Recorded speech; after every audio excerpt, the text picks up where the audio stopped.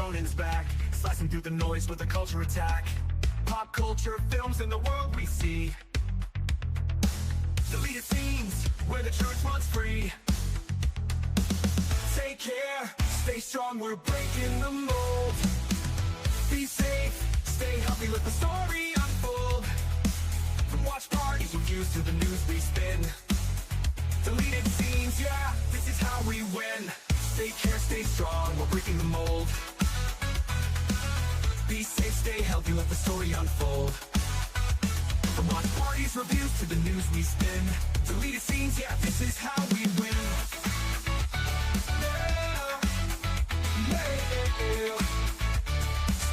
Your YouTube, bro, let's go.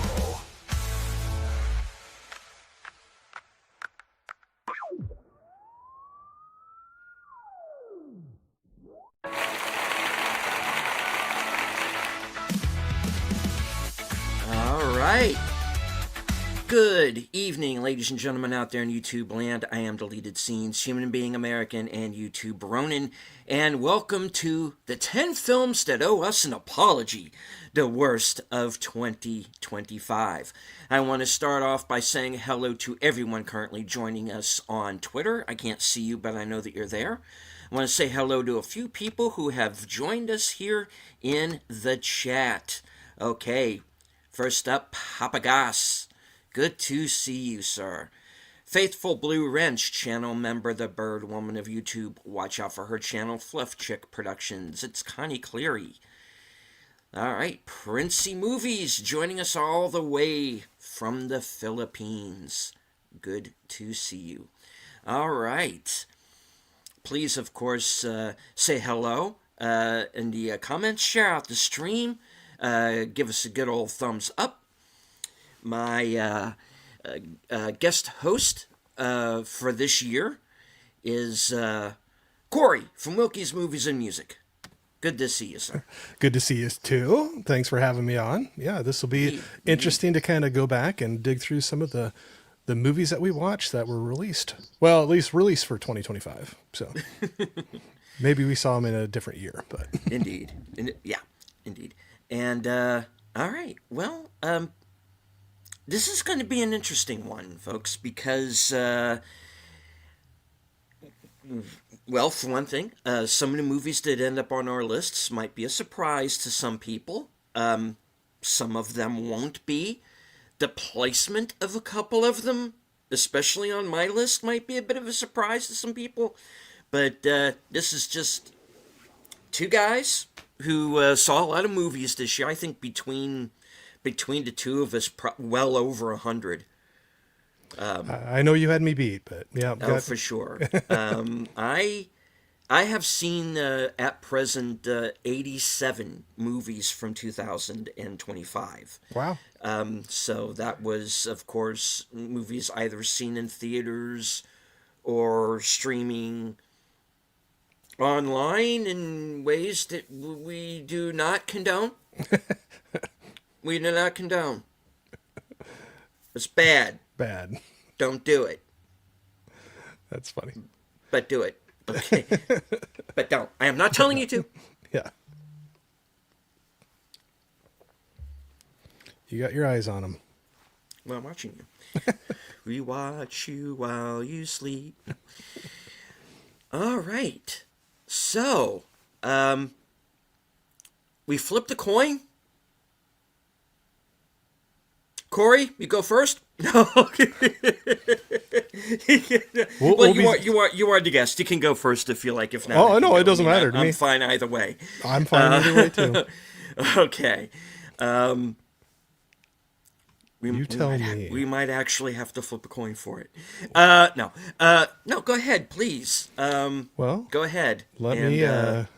Indeed. Let me try to remember how to share my little image here that I have, but yeah, and like you were saying, is all just our opinion. But then I'll also say with the bottom, I only saw 38 that were released in the year 2025. So even though they're on this list, not all of them I absolutely hate. Some I thought were still good movies, but when I'm ranking everything out, that's just kind of how it all kind of fell out. So Anyway, my first one, I think I got the image up there, Okay.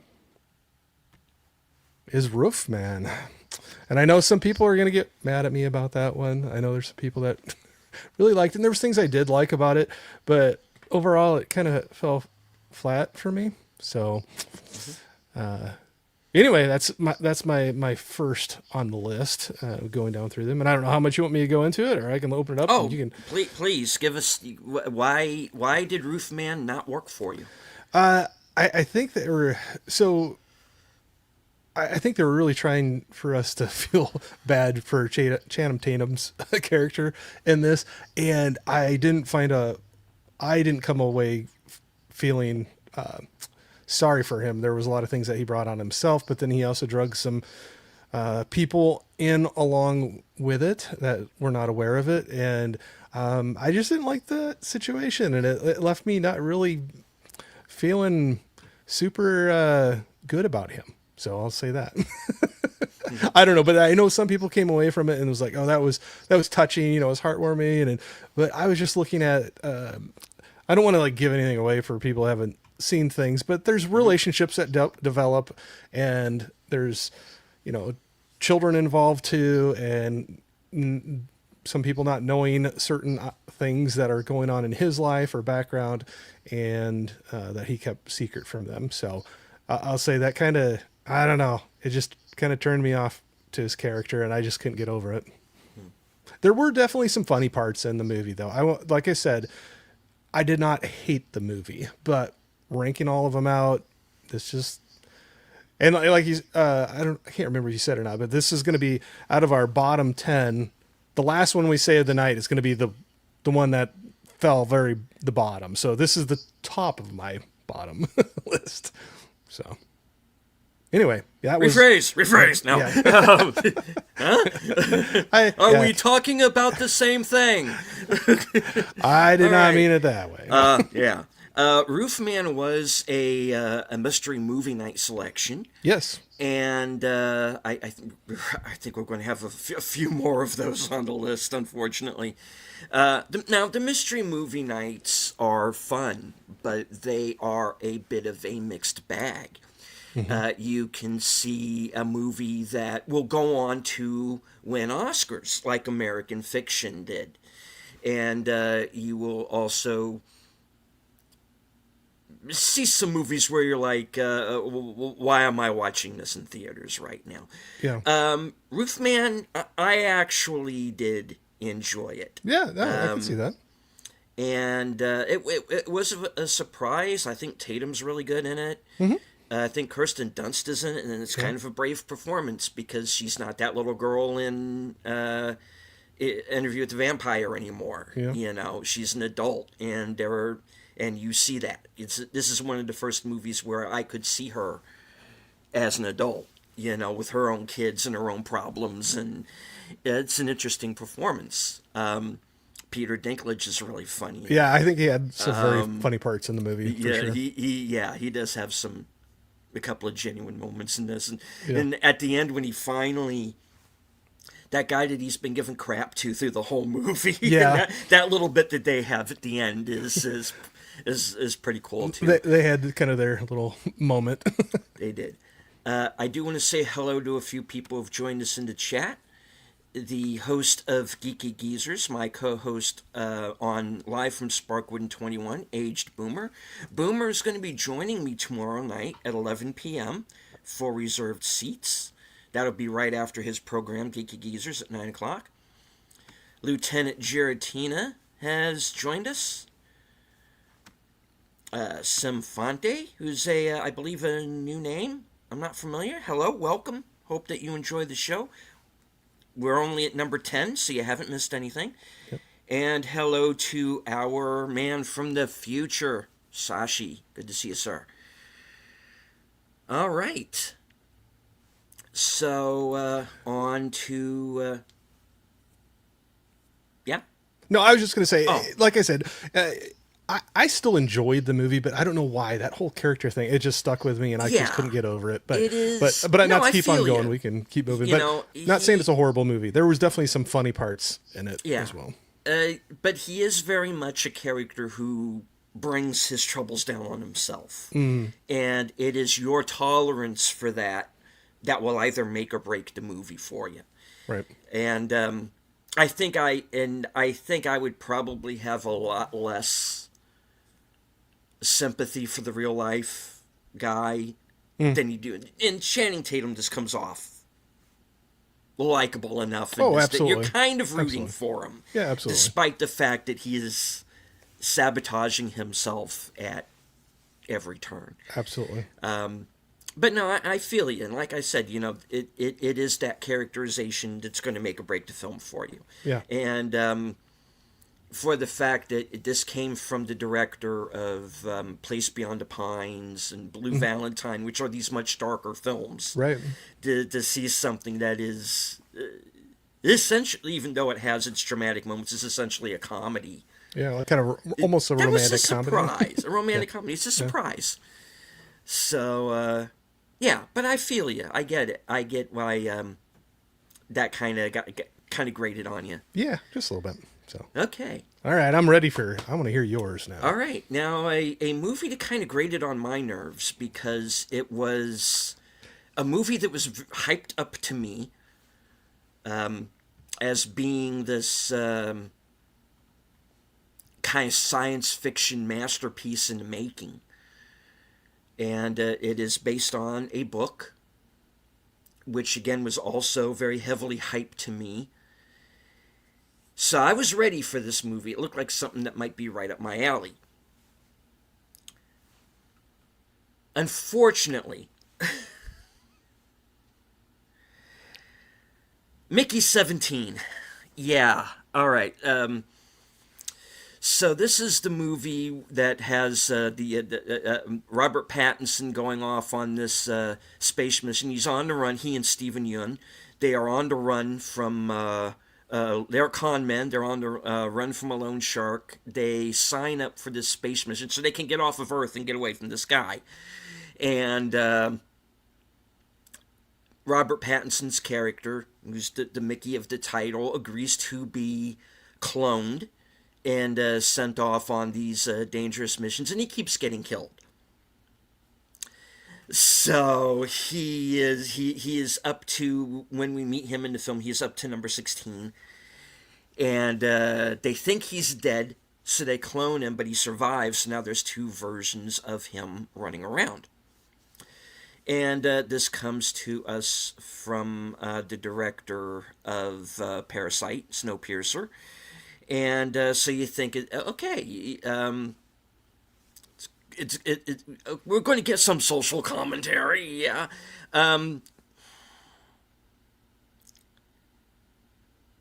Pattinson is good in this film. I think he's the saving grace of it. The production design of it. It's futuristic. It feels, futuristic in a realistic way, and it feels lived in. Unfortunately, it becomes this SNL skit. This basically Mark Ruffalo as Trump for 2.5 hours, and that man grates on me like you wouldn't believe. And the more he mouths off, and the more movies he's in, the more I just want him to go away. And they also throw in the whole. It's also one of those movies that's like they were expecting Kamala Harris to win the election. Oh. And there are two movies that did that. This and G20. And it's like I had to pick one of them. Yeah, so G20 is not on my list, but it is in my dishonorable mentions. Because that movie's not great either. Air Force One wannabe with a woman who can't kick above the level of her knees. I know which one you're talking about now. And just, and AI and a bunch of nonsense about Bitcoin. And anyway, the point is this movie just grinds on and on and on, and it's just SNL skit that won't end, and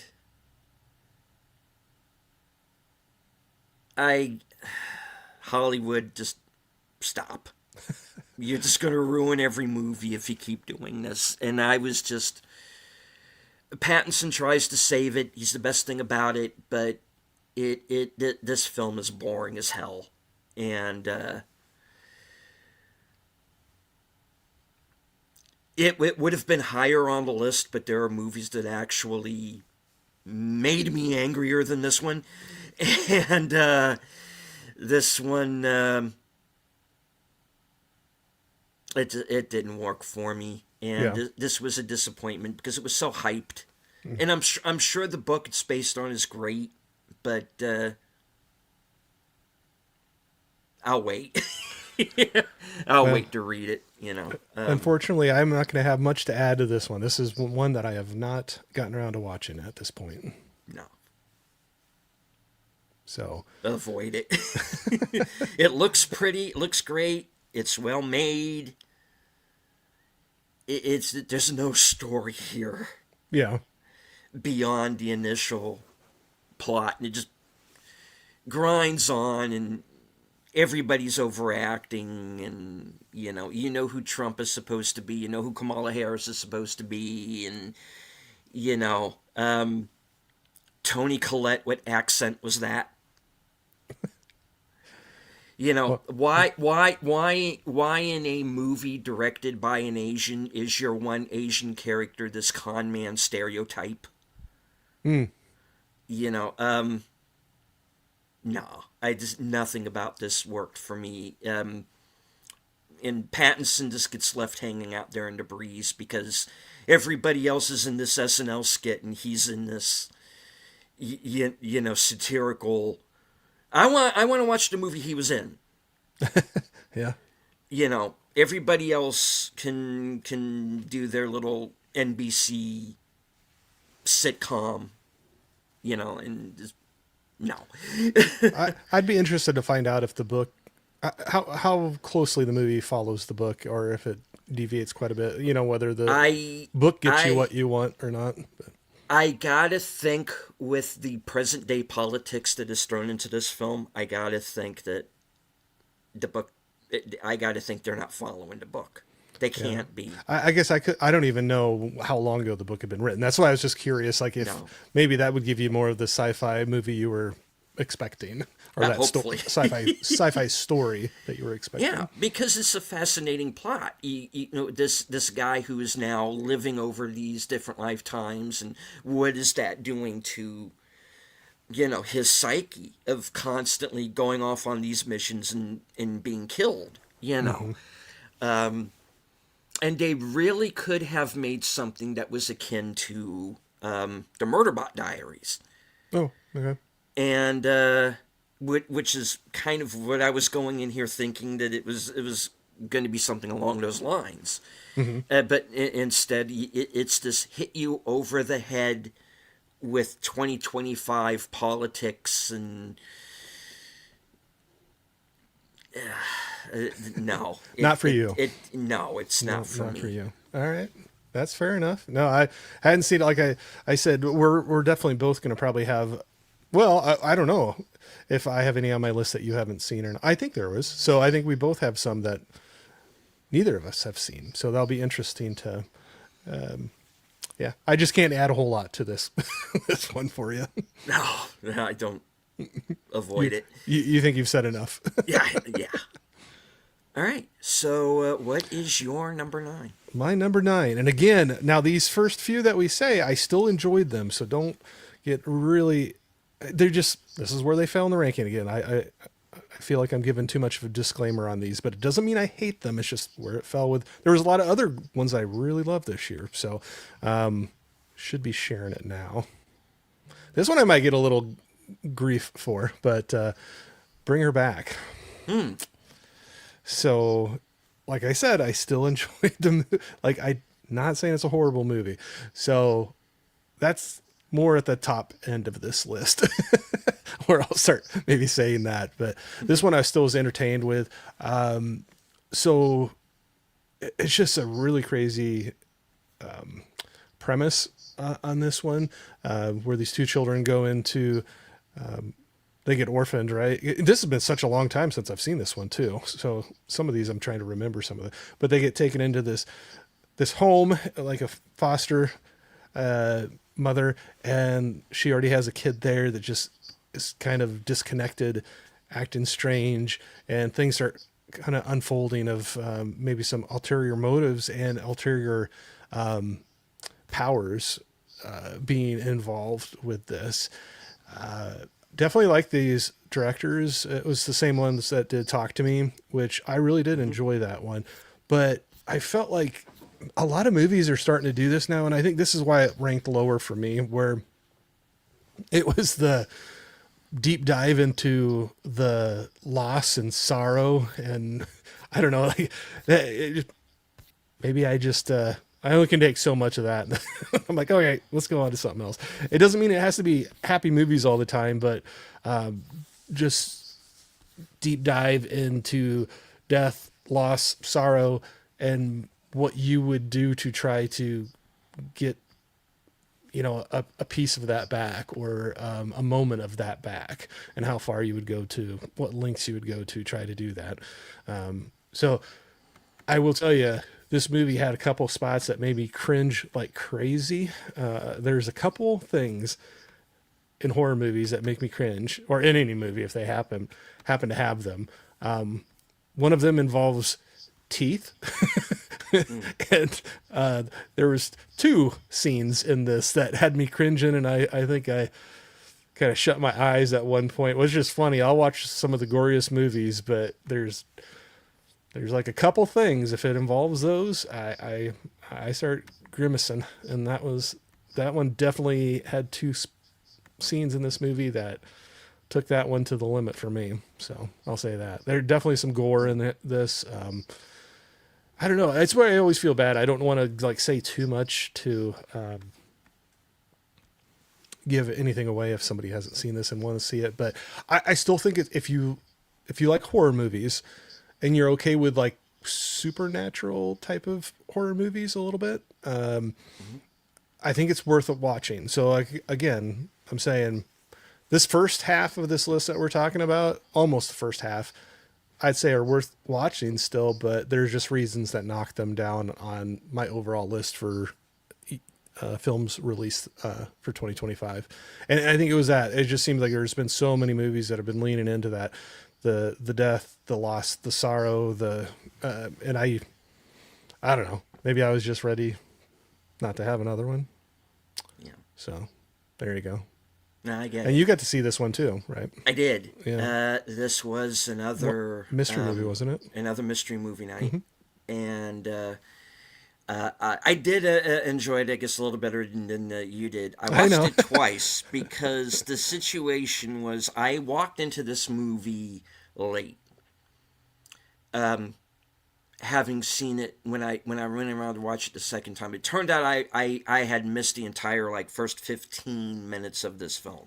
Oh, so yeah, you missed a bit. So I missed a lot of backstory. I missed the whole thing with the father, and how they wound up in that situation that they're in, and also that opening scene that kind of explains to you, okay, just kind of more going on here than just this the main plot. And so I did have to watch it a second time to kind of take it all in. I can understand that. Yeah. It was I thought it was an interesting film. Again, a film made by these two brothers, the Philippou brothers, something like that. They did Talk to Me. And I like this movie a little bit better than I did Talk to Me. Well, see, I'm flip-flopped on that one, but that's no, okay. I get it. Yeah, I'm weird because I like this one better, and most people like to Talk to Me better, and I get it. That's not weird. It's just different movies hit different people, in, different ways. So agreed. But and this is a movie that is made by YouTubers. These brothers, they started Raka Raka, I think is the channel. They started out as YouTubers, and they went off and they made their own movie, two of them now, and man, more power to them, because on my channel I am a big proponent of, as I say, be the competition, and they have gone out and done exactly that, regardless of what you might think of the final. Yeah. Absolutely. So, And I'd love to support this 100% because now there's been a few more, kind of following in their footsteps, YouTubers that are kind of breaking out of the machine, kind of, the Hollywood machine, and doing it on their own. I mean, they get help too, but man, just the way that they've gone about it, it's kind of breaking the mold of what was possible before, and it's cool to see. And I love supporting it. So don't regret seeing it in the theater, because that is definitely helping support keeping it going. And I think if you're into horror movies, it's definitely worth a watch. So don't hate it, but anyway. no, yeah, it is a gruesome film. Yeah. It's not going to be for... Not for everybody. It is not going to be for everybody. No. It does get very brutal. There's a scene involving teeth.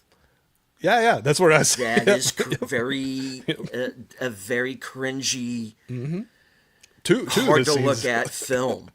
I mean, piece of a very difficult scene to get through.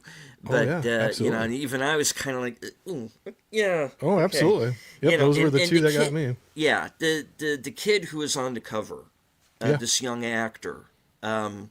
Sorry, I'm blanking on his name right now. Oh, I don't know it either. This kid is fantastic, and he goes through a lot during the course of this film. Yeah. And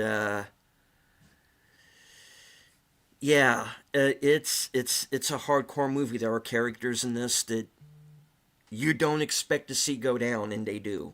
Mm-hmm. And so this is a not effing around movie. I'll give it that. No. And Sally Hawkins is fantastic in it, though. Yeah. I like her. Playing a character that is way against. I've never seen her play a character like this in Oh, film agreed. before. So, but again, I get it. It's it's not an easy film to get through. And again, it's you're like Roofman. You are with it or you're not. Yep. And if you're not, no, I get it. Yeah. I totally get it, because I was that way with Talk to Me. Again, another movie where either you're with it or you're not, and by the end of it, I wasn't with it. Yeah. But so what? They went out and and they're doing these. These brothers are doing these theatrical level movies, and more power to them. And I'm looking forward to see what they do next. Absolutely. Yeah, and I'll check it out too. Indeed. All right. So, my number 9, and this is going to be a surprise. Like I said, the placement of certain movies is going to be a surprise to some people. My number 9, War of the Worlds. And Corey's chuckling because we've been discussing this. Yeah. And this is a movie that actually was on and off my list several times. It moved up, it moved down, it was out at one point, and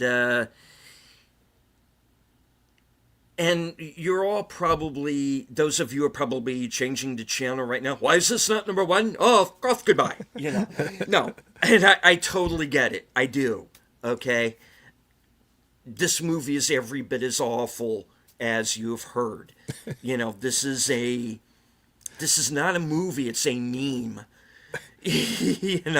Who thought that doing a screen life version of H.G. Wells' War of the Worlds was going to work in 2025? Well, they shot it in 2023, but you understand what I mean.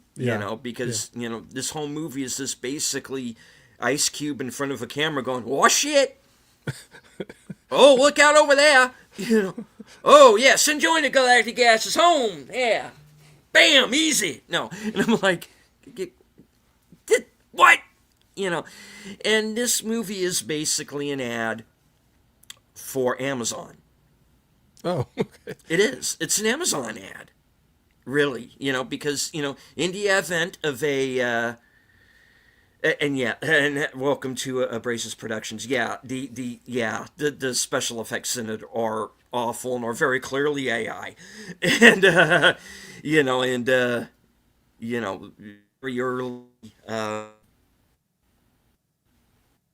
Yeah, the visual effects got off.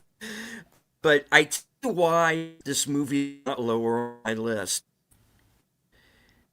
is because when they finally get to this sequence where the soon-to-be son-in-law, who of course is an Amazon delivery driver, they got to get this thumb drive to Ice Cube, who's trapped inside of the DHS building because apparently he is the only person who's working there. So what they're going to do is they're going to fly a drone past all of the tripods into the building that he's in. The building that he's in that apparently has no other flash drives. So he's got to go on Amazon, order the flash drive, and the kid's going to send up the drone, and they're going to get the flash drive to Ice Cube. It's just... It is ridiculous. It is a ridiculous film. But at that point, that final half hour, 20 minutes, I laughed my ass off. And I was so... Okay, just look at it as this is like a comedy. This is like a bad B movie from the 50s. And you can get through it because it's the only way to do it. The only way to get through this movie is imagining what the Riff Tracks version of it is going to be, because there's going to be one, and that's why when I rate movies as low as this, and we are getting down on kind of very low on my list. I call the level that War of the Worlds is on kind of worthy of being on Riff Tracks, because you can't watch it any other way. And I hope they do this movie because I can't wait for them to just like rip this a new one. That'll be the way you'd watch it again. This is like the new Manos to Hands of Fate, people. I'm sorry, but it is, and it is so bad, but at the same time, it's just so entertaining. And I was just... Think of it as a comedy, and you'll get through it. And I don't just... No. This is... You're staring at screens, and it's obvious that everybody was filmed separate. Nothing matches up. Nothing works. It is the worst adaptation of War of the Worlds. Yeah. I'm sorry. Look at it as a comedy, folks. It's especially that last half hour where it just becomes this video game where it's and shoot down that tripod. Yeah, get him. Turn it right. It's just like, oh my God, what is happening? And it okay. Okay, good, Jeff Bezos. Good, you had your laugh. Okay, and maybe try launching your girlfriend into space again. And we know why you did that. You were hoping she wasn't going to come back. Come on, be honest. It was either that or this film. I don't know. I don't know who you were trying to get rid of first. Your girlfriend or your subscribers. I don't know which. Wow, but, deleted. You're wound up tonight. Yeah. You're bringing the heat on these. All right. Oh yeah. Wait until I get. Wait, you're just getting started. I am just getting started. This is fun. This has been fun in games. Now it starts getting ugly after this. So okay, Amazon's War of the Worlds, starring Ice Cube as William Radford, the one man who can rescue us from the alien invasion. Well, and this is going to be another. This is going to be another one that I have. I'm not going to be able to add any more on your pick here because this is another one that I never got around to watching, and I haven't seen this one. Hello to Jamie Lynn Simons. We're only up to number. We just both finished our number 9s, so you're joining us just at the right time. And yes, you're welcome for the unboxing streams that no one watched, but that's okay. That happens sometimes. And Well, I think I still have my number 9, don't I? I thought Bring Her Back was your number 9. I had Roofman and Bring Her Back. Those are the two I picked so far. Okay. So this was your number 9, and this is my number 9. Yeah, because you went first, right? Or did I? I can't even remember. No, you went now. first. All right, you went first. Yeah. All right. So we're good. This was all right. All right, whatever. Let's keep going. I'm losing track. Hey, Larry. No worries. Hello to the Horror Cat Dad. I only hope they don't mess up the Blade Runner series. Yeah, right. Hopefully not. I'm fine with the 2 films we got. All right. All right, so Let's see. So let me take that down. Should be my number 9. Your number 8. Oh, yeah. I know what I know. Yeah. No, I know what I did wrong. No. You're going You're right. back. Yeah, you're going in the other direction. Well, no, I'm looking at my spreadsheet, and I forgot I put a title line on there that's adding 1 to each of them. So when I'm looking over to the spreadsheet, yes, it says it's row 9, but it's the 8th one because the title is in the one spot. So anyway, never mind. But yeah, I saw what I was doing. I'm being silly. There we go. I just shared my picture for my number 8 after you got me figured out and put on the straight track. But I got Tron Ares that I put in here. So I still enjoy this movie. So we're still in the ones I still enjoyed. So I'm going to say that again, my disclaimer. But I was let down with this one. So I will say positives. Well, let's start with the negative, then I'll go into the positive. Let's end on positive for it because I did overall enjoy the movie and had a good time with it. But I really maybe this is another hot take too, but I really enjoyed the Tron. Oh gosh, now I'm blanking out, right? Legacy. And I have a lot of great memories of taking my son to that. He was pretty young when we went to it, and I really enjoyed that one. And I was excited for that story to continue on and to, even if it wasn't the same main characters, but tie it into it. It just felt like this wiped that clean. They had some mentions at the beginning, and it was kind of like, yeah, they just kind of disappeared. They're gone. And then they moved on. And, I agree with you. Legacy was way better. I really enjoyed Legacy. I still can go back and watch that one. Some of that's like I said, the nostalgia watching that with my son, but really like that and the soundtrack for it. Anyway, I just felt like they just totally just shuffled that one into the trash bin and, cause it just felt like they got brushed off really quickly at the beginning and moved on. So, that was my biggest disappointment. I thought there was going to be something building off that story more than just brushing them away right away. And then like almost in the title credits scene, like when opening up and then running into this whole different story. So that was my big disappointment. I will say positives for it.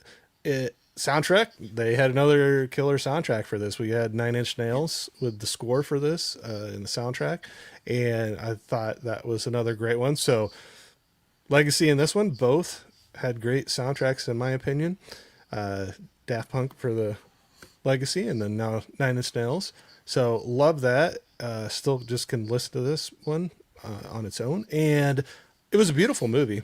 I thought. I just the aesthetic of it, the whole look of it, I thought it was a beautiful movie. So they had that going, and there were some good action sequences I felt as well. I thought it was kind of a cool idea though too, of now it's kind of a reverse where we have their world coming into our world instead of, the other way around, and how that interaction takes place and what the rules are there. And so I kind of thought that was cool to see how they played with that a little bit with it. But overall, it was just such a disappointment because I really, like I said, really loved Legacy and was looking for more of a tie-in with that and more of a continuation of that storyline. And I think that just got squashed right away and they went on a different route. That was, in my opinion, but yeah.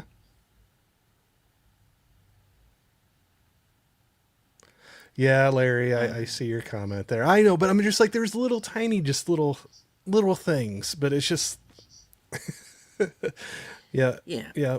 No, I agree with you. I'm not saying they like just totally dismissed it altogether. It just felt like they were such little tiny, like, oh, we'll throw that in there to make people happy if they liked Legacy. But, and at the beginning, with Flynn, or, there were just like newspaper articles, just like, oh, they kind of just ran off or disappeared or whatever. But, so who knows? Maybe they'll bring, if they do another one, maybe they'll bring those two storylines together. But yeah, Larry, I agree with you.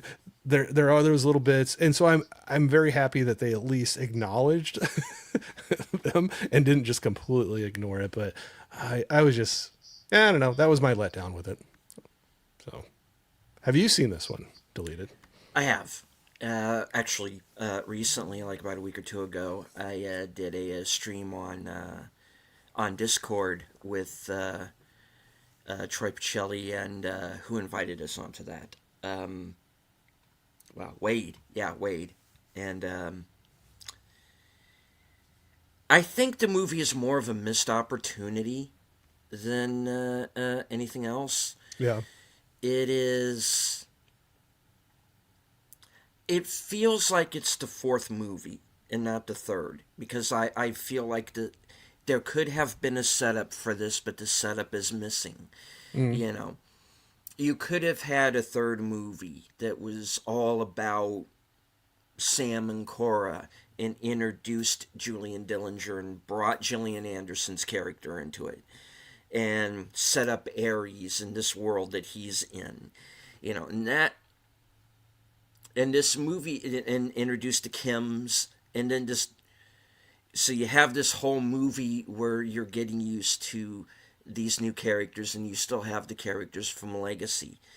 And it's like, okay, we're just going to forget about everything in Legacy, and we're just going to do our own thing. And that's what it felt like. Yeah. I don't hate the movie. I don't either. It's not on my list. But it is a missed opportunity, and that's the way I saw it.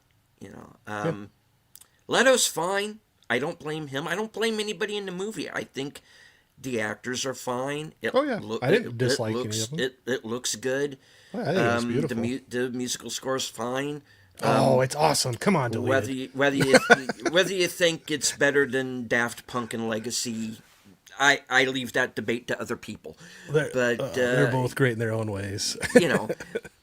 There are scenes that work, but on the whole, I was just, there's nothing in this from Legacy, and a missed opportunity.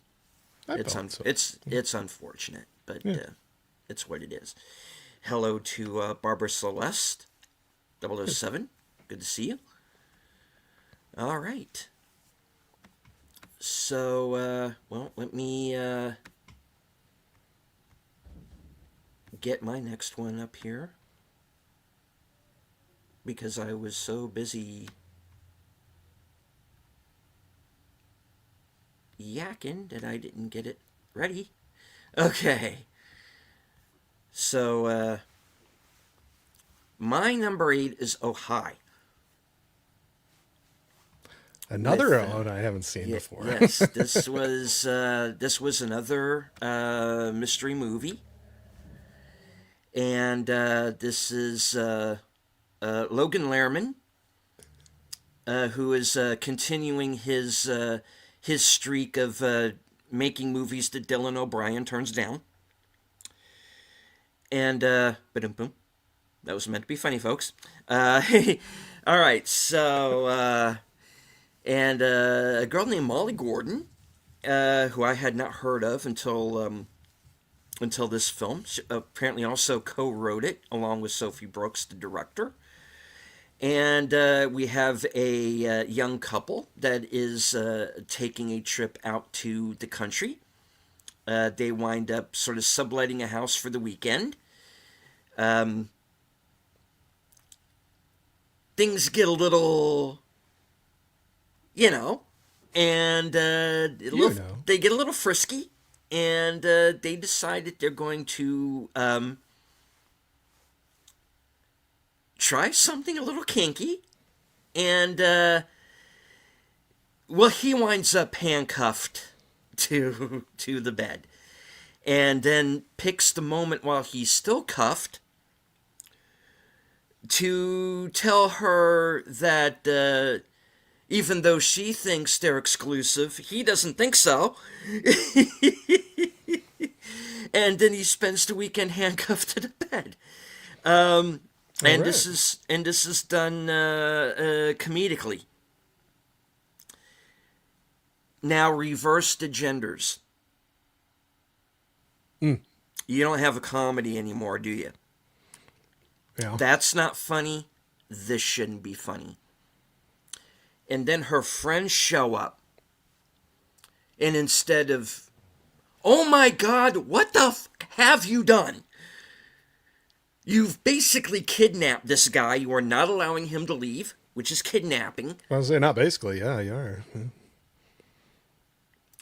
But instead, they're like, oh, what do we do? I don't know. Do we keep him up there? Do we drug him? Do we kill him? What do we do? And I'm like,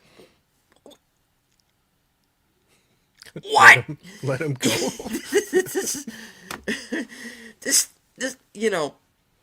So I haven't seen this one. So he didn't do anything like, he didn't do anything like dastardly or horrible, No, other than he just was like, no, I'm not exclusive with you. The only thing that he has done, Which I mean, wrong, that still could make somebody upset. I'm not saying, but not to go no, to that granted, length. But yeah. but the only thing. The only thing that he does wrong, really, is not explaining to this woman what he thought their relationship was. That's it. This is a miscommunication that can be simply taken care of in one conversation between two adults, and they are adults. However, everybody in this movie does what every character in the movie meant for Gen Zers does. They walk around like a bunch of retarded children.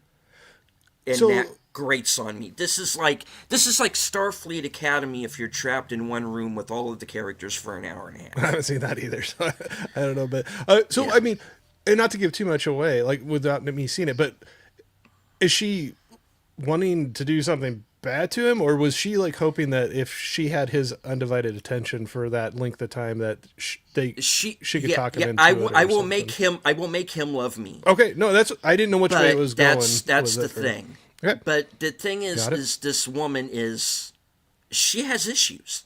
She's got mental issues. Even though the movie tries to make her look like the hero, this woman is nuts. She's insane. She's even talking about stabbing him at one point. She's a psycho. And they try to make her look like she's the hero and he's in the wrong. And of course, at the end, he apologizes. He's the one that has to apologize.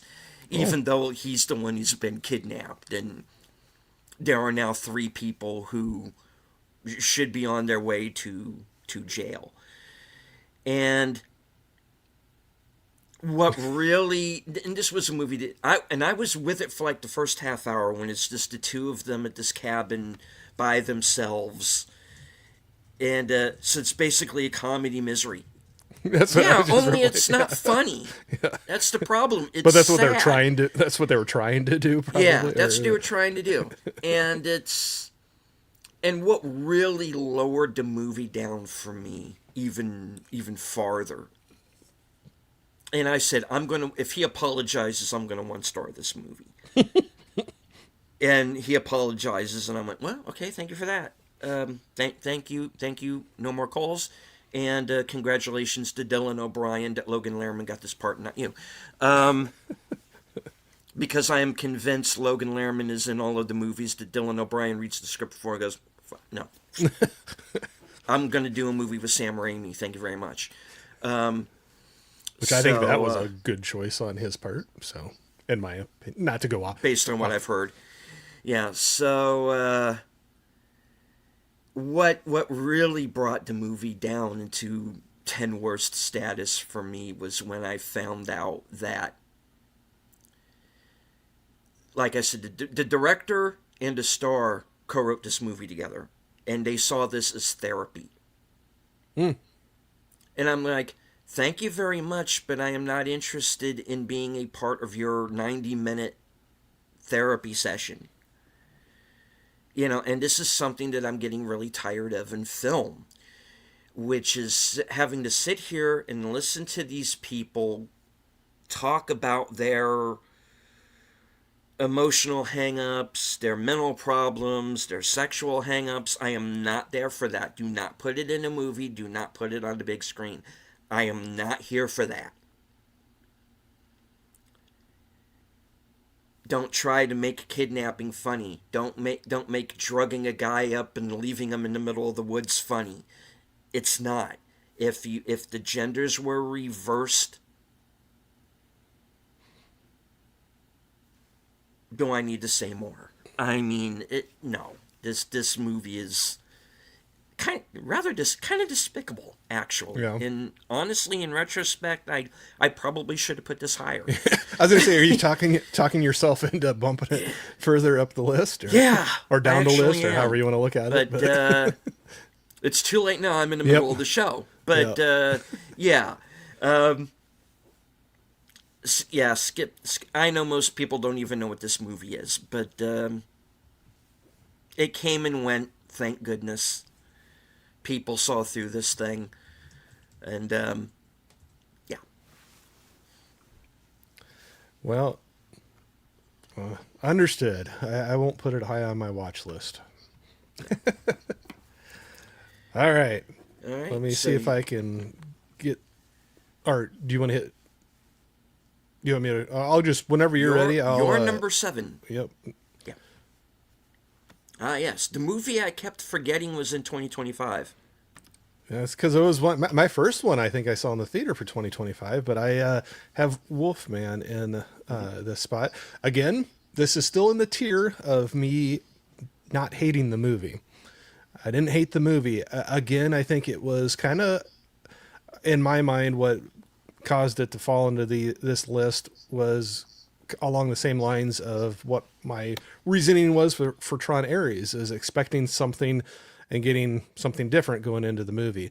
I still appreciate this movie, and I still think people could go and enjoy it. But man, when I heard this was coming out, I didn't know much more about it other than, Wolfman, it was coming out. But in my mind, I was thinking, wow, this is going to be kind of like a reboot, reimagining of the classic, Universal monster Wolfman, and just a new reimagining of it. And yeah, they definitely reimagined it, but it just goes in a completely different route. And again, I think it's more my hang up of having a different idea or preconceived notion of what the movie was going to be.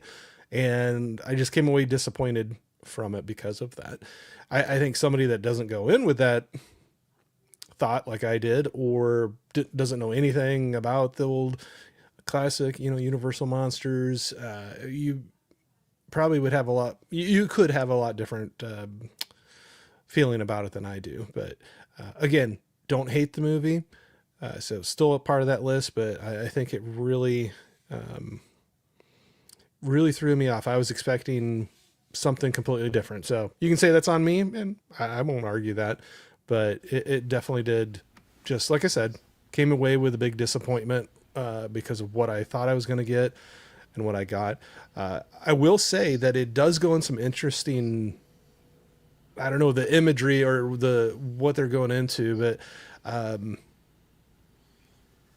basically this family's going out to this old abandoned house. I won't go into the whole story of why and everything, but there was rumors and legends of something in the woods, and things start happening. And I'll say it takes more of a route of almost like a analogy of, yeah, absolutely. I remember seeing the trailer and seeing that and was like, just thought something different than what it was. But it's almost like a analogy of like somebody you love getting terminal illness and the progression of it, and you as a family dealing with it and coping with it. When somebody explained it to me like that, I think it rose in my list for the year a little bit, because I'm like, okay, I can see that. And going into it without my other Wolfman preconceptions, then I could see somebody walking away completely different than I did. But again, don't hate the movie. All right. Harkat, that's just the lead actress. I thought was the lead actor's daughter. Then I found out she was the wife. It was like the chemistry was not giving me husband and wife vibes. I can see that. Well, the problem is Julia Garner looks like she's about 14. She has a young face. You know, and more power to her, because she's going to, I think she's going to age rather gracefully. And I don't even know how old she actually is. I don't know either, because I got because I first became aware of her on a show called The Americans, where she had a recurring part on that, where she plays a teenage character. Yeah, and I don't want to give too much away about her character because in that show, because there's kind of a twist that comes along with that. But so I got used to her as being a teenager. So when you get into, I didn't see Wolfman, but this first movie on the list I haven't seen. But in Weapons, I kind of needed a moment to kind of work up to the fact that, okay, she's playing this adult character. Yeah. Now.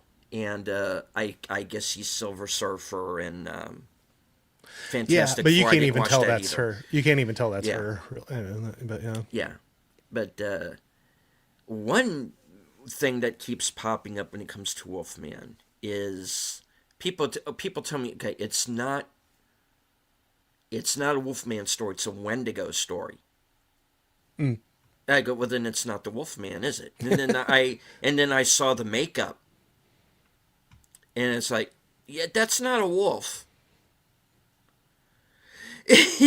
Well, and then somebody did say that to me though too. They're like, okay, they weren't trying to make it look completely like a wolf, but they said, like, how do old tales start? You see a glimpse of, this hairy person out through the trees, and you can't see them really well at a distance, and it looked like a wolf, hairy like a wolf, and then all of a sudden it's Wolfman, and that's what they're calling it. But anyway, I didn't mean to cut you off. No, I get it. That's fine. But it's just that, nothing in the publicity or any of the reviews I heard made me want to see it. I kept forgetting this movie was out there. Which was too bad, because I like the director. He did Upgrade, and that's a movie we were talking about the other night. I love Upgrade. We love Upgrade. We're big fans of Upgrade. Yeah, absolutely. Upgrade was at the top of my list, that year, and I was back and forth between Upgrade and Hereditary for number one. Yeah. And to this day, I am still in my mind, oh, that one was better than this one was better. Then I'll watch one over the other and go, no, that was better. But yeah, I didn't see it. I don't really have anything to say about it. I've just seen a couple of clips. Yeah. Yeah, this sounds like a movie that was more of a missed opportunity than anything else. But if this is an attempt to bring back the Universal characters, because of course he did the Wolfman, not the Wolfman, he did the Invisible Man before this, and yeah, I don't think we're off to a good start. So, It just wouldn't be what I was expecting, but I'm also not a director in a spot where I get to, do those things. But going back with, I honestly would like to watch it again after hearing that analogy about, families dealing with terminal illness and going through that. I could see that thinking back through it. And so I would like to watch this one again. Oh, that's all I got to say about that. alrighty. Well, then we will move on to my number 7. Another one that I think will surprise people that it's not higher. Snow White. All right. Another one I haven't seen. Yeah. Hopefully the last time I will talk about Snow White. All right. I ended up watching the film through my own carelessness and foolhardy behavior of saying that if I got $100 in super chats during a show, I would watch and review Snow White. To which our friend FKHC 2005, aka Tim Bastard, then immediately super chats me $10 super chats. He really wanted you to see that one. Yeah. If you say you're going to do it, you got to do it then, right? You're like, I should have made it a higher number. No. I am a danger to myself and others. So, all right, so I saw Snow White, and, yeah, it's bad. It was a train wreck from the start, and they knew it, which is why they basically filmed 3 different versions of this thing and ballooned a budget up over $300 million, and that's why they're $170 million in the hole right now, and Rachel Ziegler's in London trying to find work. Now, once I had gotten to the point where I had seen it, the furor had kind of died down, so I could kind of just stand back from it all and just look at it for what it is. Yeah. And I'll give Rachel Ziegler this. She's actually the best thing about the movie. Rather ironically, after everything she did to tank it, she's the best part of the movie. You know, there is an on-screen presence there. She can sing. She can act. The script gives her jack squat to do except to throw out all of these little, quite frankly, communist parables. And that's really what it becomes, in the end, which is another reason why I didn't. It's quintessential 2025 frickin' Disney, folks, and I was more bored by it in the end than anything else. People say, well, okay, look, Gal Gadot, yes, miscast. She's not good in the film. Not entirely her fault, but she was miscast. You have people who very obviously did not respect the source material. The dwarves are nightmare fuel. And another thing that I realized while I was watching this thing was, this is for theater kids. This is for Gen Z New York theater kids who think that Dear Evan Hansen is the best thing that's ever been done, And This is a movie that was not made for me. No, fair enough. And I can understand. But I'm not angry about it. This is not, well, we didn't make it for you. Not like that. It's like, this movie is not for me. Yeah, not every movie is for average person. And I guess that's why it's not higher or lower on the list, however you want to say it. But Yeah. yeah, I was more bored by it by then than anything else. It's a nothing burger of a movie. It should not have been made. And Disney's paying for it right now because they lost 170 million on this thing. And it didn't have to happen.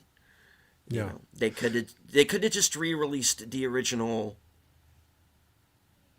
animated film in theaters and made a mint.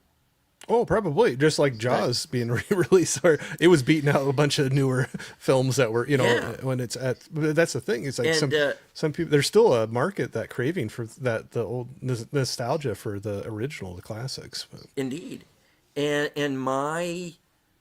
I'm going to go into this more tomorrow when we do the best of show at 6 p.m. Eastern, 5 p.m. Central. That's right. And but I got to tell you, some of these reissues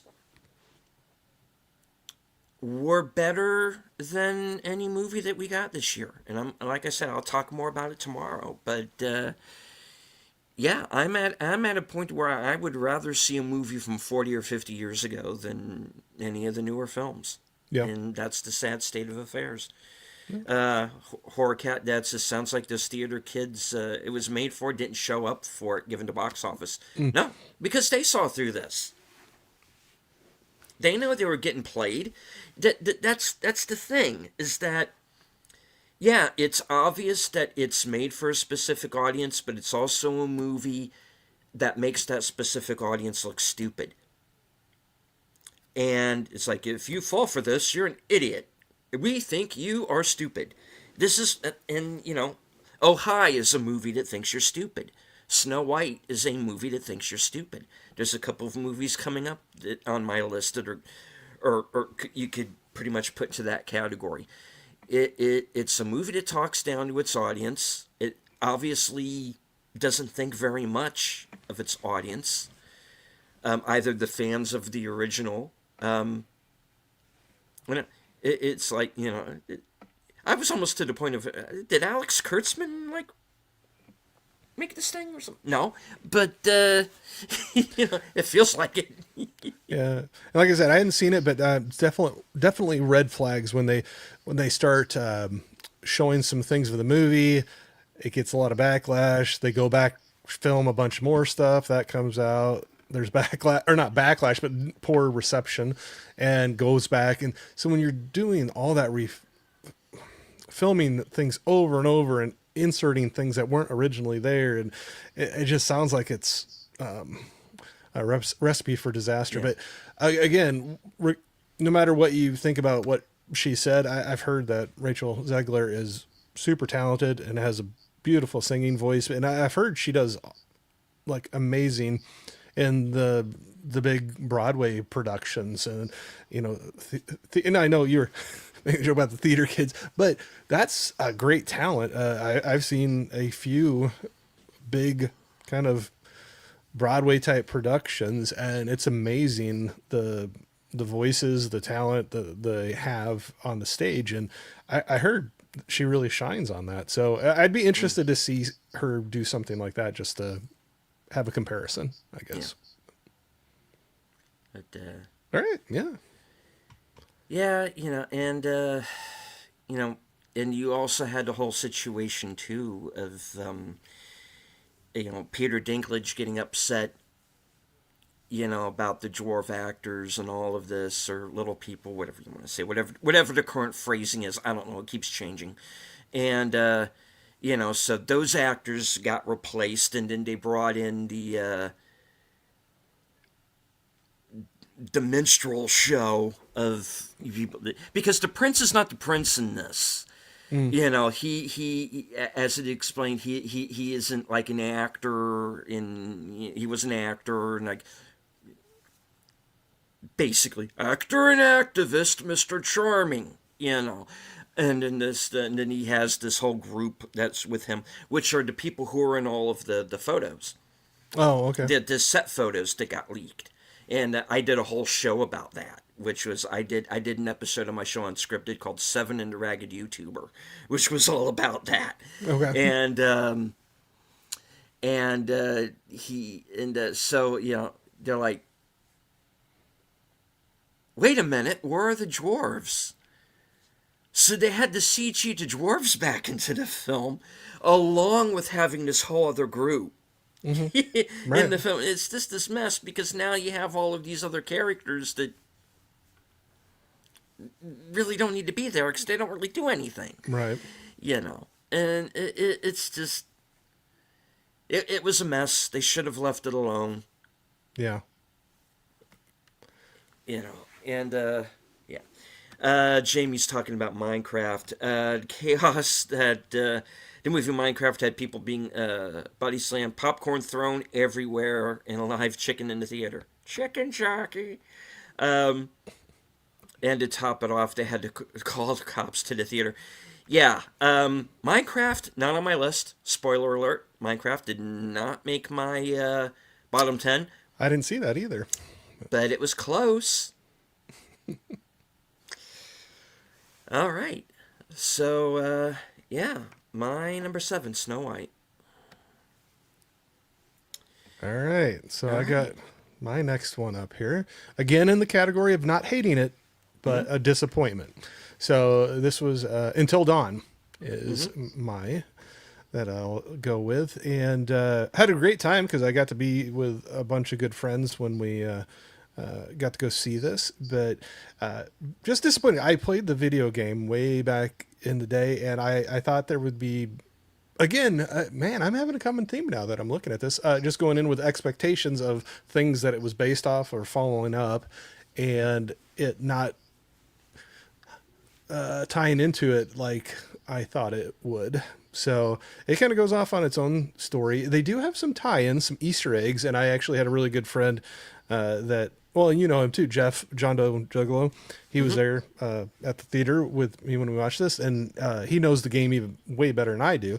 But he was pointing out some Easter eggs that they had in the movie. I'm like, oh, okay, that was cool that they did that, but the rest of it kind of went off in its own thing. But it's an interesting premise. This, you get your group of 20-somethings out to party for a weekend, and they come across this house, and anyway, sorry, man, this has been a long time since I've seen this one too. Thinking of the wrong movie. They're hunting for... Somebody's be like, you never even seen this movie before. No, they're hunting one of the girl, her sister went missing, and they're... At the beginning of the film, yeah. Yeah, and trying to track her down, and I'm like, I'm just making up stories. I just picked posters, and I was going to make up a story for them. Anyway, they get into this inn, and they find where she'd signed in, but when they sign in, something happens, and basically you have your time loop scenario going on with this movie. But again, I don't want to ruin anything for people going to it, but things ramp up each time the time loop resets, and things get more dire. We'll say that as things go on. And it's made clear that it's not something that they can live through indefinitely.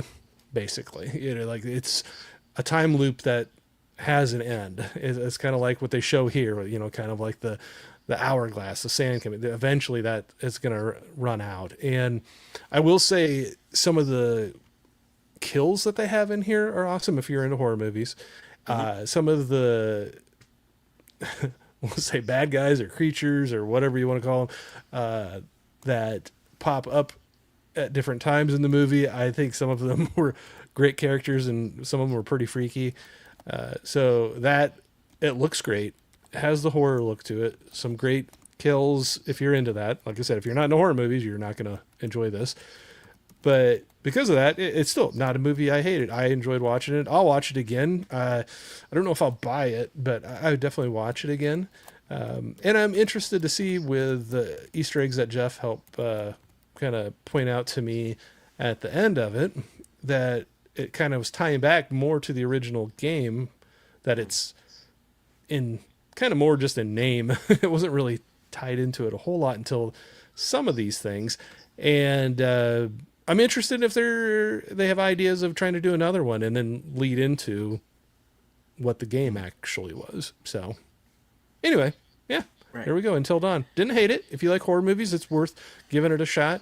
But I think again, it was just expectations of what I thought it was going to be based on the name and being based on a video game that I had been familiar with and enjoyed, and it wasn't really that way. So Yeah, because I'm getting the idea that people who didn't see the game liked the film, Yeah. and those that were familiar with it were the ones that really had the issues. well, except for Jeff, he really loved the game. He knew the game really well, and he loves the movie. And I was like, that's awesome. I was like, Yeah. I'm so happy that you enjoyed it. Not saying I didn't enjoy it, but this was one of it. I think it was way up there for him. So anyway, but It's yeah, not- but I agree with what you're saying. If you go into Yeah. it like completely not knowing and having that expectation of what you think it's going to be, Because that'd help this is the game that has like Remy Malik and everybody in it, right? yes, yes, Okay. yep, yes, Yeah, because that what little I have seen of that certainly looks interesting, definitely. Yeah. But I kind of got the idea, and I didn't hate the movie either because I think on its own it's fine. I'm just saying I'm kind of getting the idea that this diverges from the game, oh yeah, and for sure. you know, I am someone who is of the mind of, okay, obviously you like the property, you bought it, you wanted to make a movie on it. Make what you bought. And I'm kind of getting the idea that they just, oh no, we're going to do our own thing. You know. Yeah. Like I said, on its own, by itself, is a movie not taking into account the game, it's fine. But it's still an adaptation. Yep. And yeah. But like I said, some of the Easter eggs that were pointed out to me by Jeff, which I'm glad he did, because I was like, man, I missed that right away. Oh. And anyway, it kind of makes me wonder if they're going to lead into, if they ever do make another one, if they were able to, whether they would lean in and be more based on the game. So so anyway, I'll be interested, and and whether this ends up being kind of like a prequel, basically, to the game instead. Yeah. So. But yeah, Yeah, yep, if they do it that way, then you do kind of have to reevaluate this. yeah, absolutely. But again, a movie I would probably put it in the your mileage will vary. Yeah, but if you like horror movies, I think it's worth giving it a shot.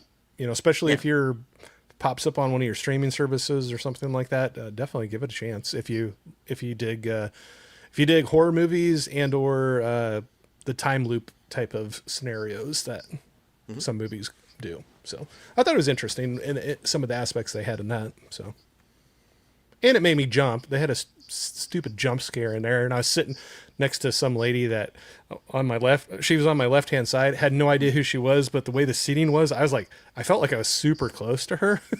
And then some of the friends were like in front of me or like to the side. I think I scared her to death because there's a jump scene in that where I jumped.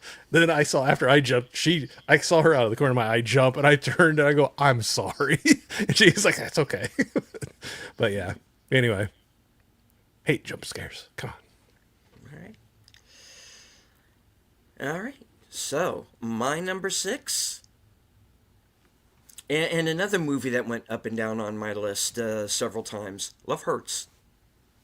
Oh, okay. I haven't seen that one. Ke Huy Quan and Ariana DeBose, Daniel Wu, Marshawn Lynch, and Sean Astin.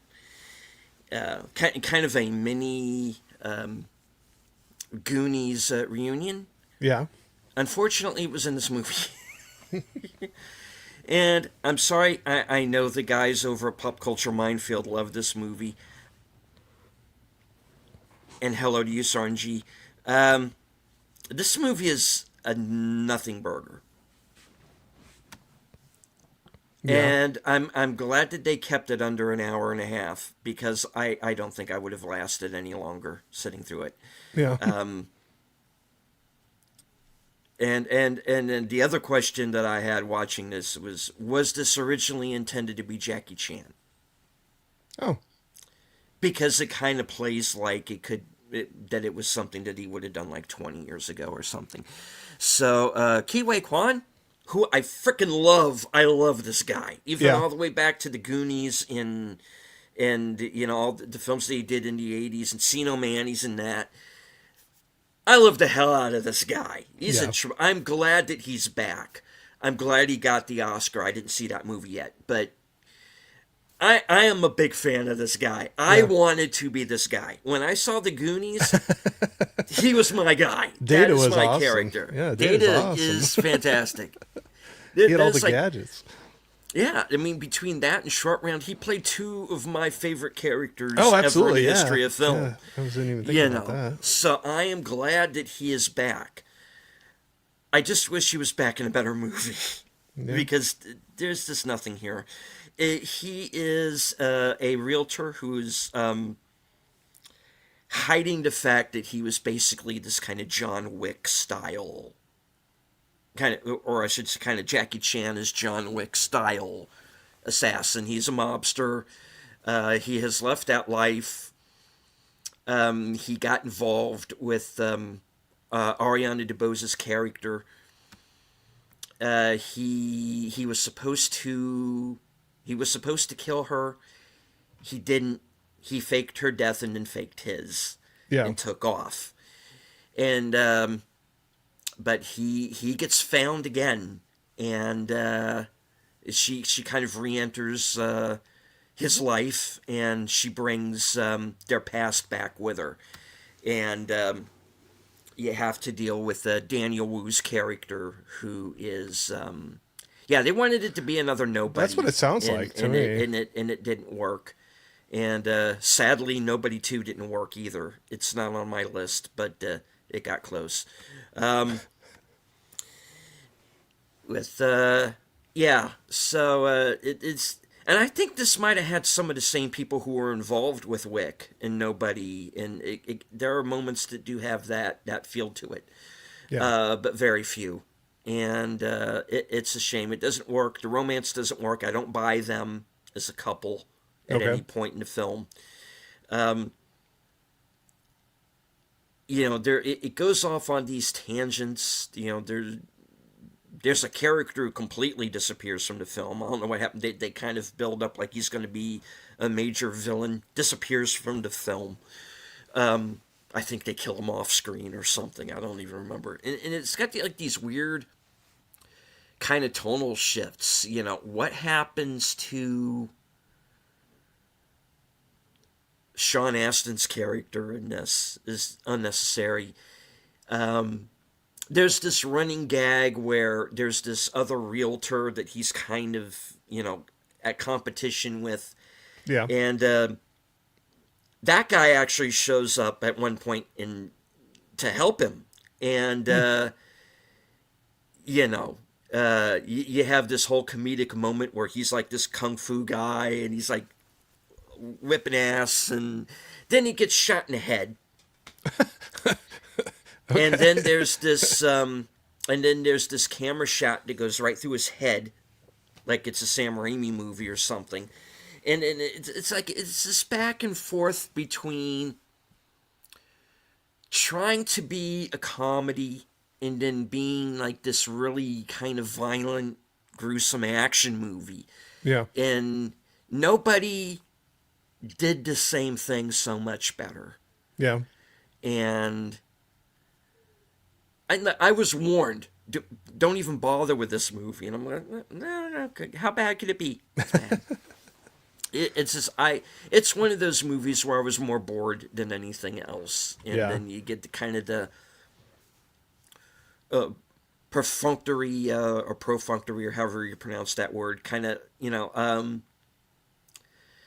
final fight that doesn't feel real. It's very Matrixy. It doesn't look like any blows are landing. It's just like the action doesn't work, the romance doesn't work, the stuff that's, I guess, supposed to be meant to scare you doesn't work. Yeah, I miss There's this really one. nothing more I can miss this say one. about it. It's not good. And yeah, This is one I missed, but Yep. it looked promising to me when I saw some initial trailers. But yeah, yeah. oh well, But can't win them it- all. Yeah, the good news, they keep it short. It's like 83 minutes altogether with credits. It's, yeah, I'll give it that. He's great. He's good. As much as again, a script that just lets everybody down, and I'm kind of wondering if it wasn't like a budget thing, Yeah. that maybe they had meant something to be, maybe they were going for something more ambitious, and they just, because it just felt like, okay, we can't do this, we can't do this, we can't do this, and that's what it feels like. Yeah, And again, and this is something that's kind of a theme with the movies this year, got from last year. It's just everything feels like a missed opportunity that just could have been better. understood. Yep. All right, shake it out, guys. We're good. Cup of squat. Have a beverage. There you We're go. at the halfway point. Woohoo!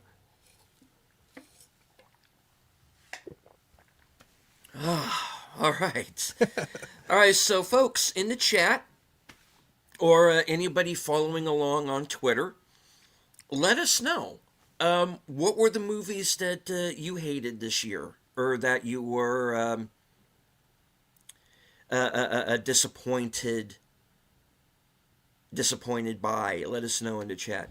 Given what you said about going on tangents, maybe it did end up causing them to dial it back. Maybe, you know. Who knows? It's one of those like I said, Love Hurts is one of those movies that it's ambitious. It just, for me, it didn't come off. It has its fans, like I said. I know Pop Culture Minefield did a show on it. I was on it, and I was kind of like the dissenter, like, no, you missed the point. This movie sucks, and and they're trying to tell me no, this is a great movie and it's a lot of fun, and it's like I didn't, no. I wasn't feeling it. All right. So, Corey, you're number 5. Yep, Dead I have of Winter. Dead of Yeah. Winter, Emma Thompson. So Yeah. this one I didn't hate, but I didn't like. It was just kind of there for me. Yeah. But, it was another one of the mystery movie night movies that we had, and yeah, it was kind of an interesting one where wasn't it like northern Minnesota, or it was somewhere like that, because she definitely is laying on the accent. Emma Thompson is. Oh, It's for sure. Yeah, it was northern Minnesota because they were throwing out skull, that's the cheer they do for the Vikings and everything. So I was like, all right. Anyway, so she basically has this love of her life. They grow old together, and he passes away, but he had this last wish of going back to this lake that they met at, to I can't remember if it was remains or just some of his things to take back there. Hey, Tiana. Hey, Tiana. So she's going back up to this cabin anyway, boils down. She runs across some bad people. They're doing bad things to try to get some money. I don't want to give anything too much away, but she's up there, but she's lived this full life with her husband of fishing and hunting, and being out in the wilderness and the cold like this. And so she has a little bit of a hand up, I think, on some things, but it just kind of fell flat to me. I don't know. The story didn't really track well for me. I found it boring in parts when it was supposed to be this, like it says right there, this big thriller, psychological thriller. I didn't really get that with it. And No.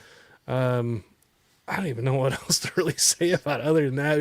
It fell flat. I kind of was bored with it. And, yeah, Emma Thompson was definitely laying the northern Minnesota accent on pretty thick. Ah, In jeez. the movie. Yeah. Yeah. Oh, we're in the middle- jeez. Oh, jeez. We're in the middle of a kidnapping here. Oh, boy. I can't remember. And she'll say like, yeah. Anyway, like, sorry about my language, and she said, "Oh darn," or I can't even darn. remember. But yeah. Anyway, No, it was. I'm sorry. I It was pretty apologize heavy. for my language. You know, it's like She was laying it on thick. But it's. Oh, jeez, we're doing Fargo here, eh? yeah, it. What do you mean it's not Fargo? Yeah. What? No, I prepared for this. You know, I watched everything Frances McDormand did. Come on. But Yeah, not to be like super short, but I just really don't have much to say about it. It's just No, it was just again, kind of there. kind of a nothing burger movie where not a whole lot happens, and it feels like it had, because again, not a very long movie if I remember correct. It was like around an hour and a half, and because again this was a Mystery Night movie, and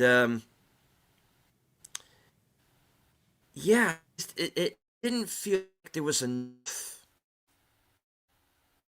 material for the time, and you know, again, you know, the actors are fine. It's not a poorly made film. It's just nothing really happens, and it just kind of it just kind of plods along, and it's unfortunate. Again, you know, I wanted to like this one. I really did. When I found out that this was going to be the movie, I wanted to like it. Okay. We'll give this a chance. You know, And I like Emma Thompson, so I like Emma Thompson. I like Judy Greer. Yeah, And it's kind of she's- a different character for her. She was in The Long Walk earlier this year as well. Which was kind of high on my list this year. But yeah, That's all we need to say about this one.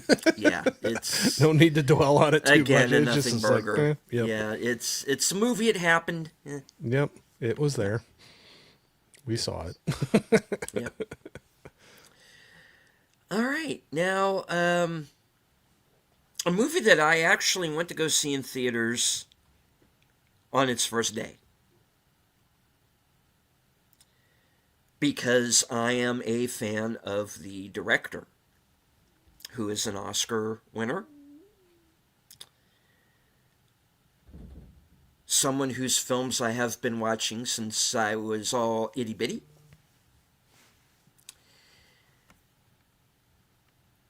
Flight Risk, Oh, yeah. directed by Mel Gibson. Yep. I refuse to believe Mel Gibson directed this movie. Oh my God, where do I start with Flight Risk? Do I start with Wahlberg's bald spot? Do I start with the fact that he spends the bulk of the runtime threatening to grape Topher Grace? All right. Do I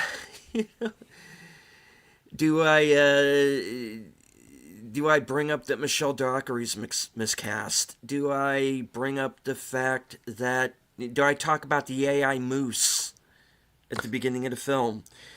See, I haven't seen this one either. Man, you're getting a lot of them I haven't seen. So.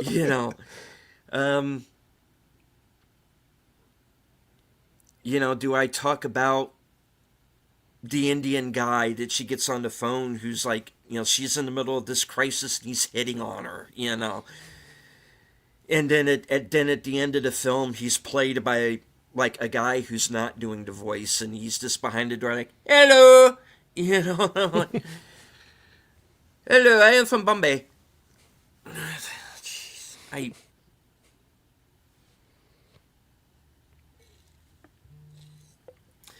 Now, I'd actually heard of Flight Risk before it was a film, because I know it was on the Blacklist, which is the for those of you who are not familiar with the Blacklist, this is not the James Spader series that I'm talking about. What I'm talking about is there is a list that comes out every year of kind of the screenplays that are like the ones that the studios are kind of going after. and there's bidding wars going on, and who's going to buy it, and all this. And Flight Risk was on the list a few years ago, so I was aware of it, and I refuse to believe that this film had anything to do with that script, because there's no, I don't know, maybe Mel got bored. I don't know, felt like he hadn't directed anything in a while, so why not? What the hell? There's a couple of nice visuals with the plane. It does come off very much like it wants to be Turbulence. I don't know if you remember that from the 90s yeah. Lauren Holly and Ray Liotta. Yeah. This is like a wannabe Turbulence, and honestly, Turbulence isn't that great. But it's goofy enough. The leads in that film make that film work. So you think, okay, you have Mel Gibson, Oscar-winning nominated director. He's been around forever. This man knows how to do an action film, he has sat at the side of Richard Donner and all these great directors, and you watch Braveheart and you watch Hacksaw Ridge, and it's very obvious he was paying attention, takes this seriously. Yeah. This is a movie that feels like nobody in it took it seriously. Mm-hmm. But if you're going to do that, make it fun. And this movie is not fun. It's a slog. It's, again, a movie that's an hour and a half that feels like it's 3 hours. Yeah. And just nothing works. And everything is just so over the top and goofy and just... And by the time it was over, I didn't care. And you got that terrible...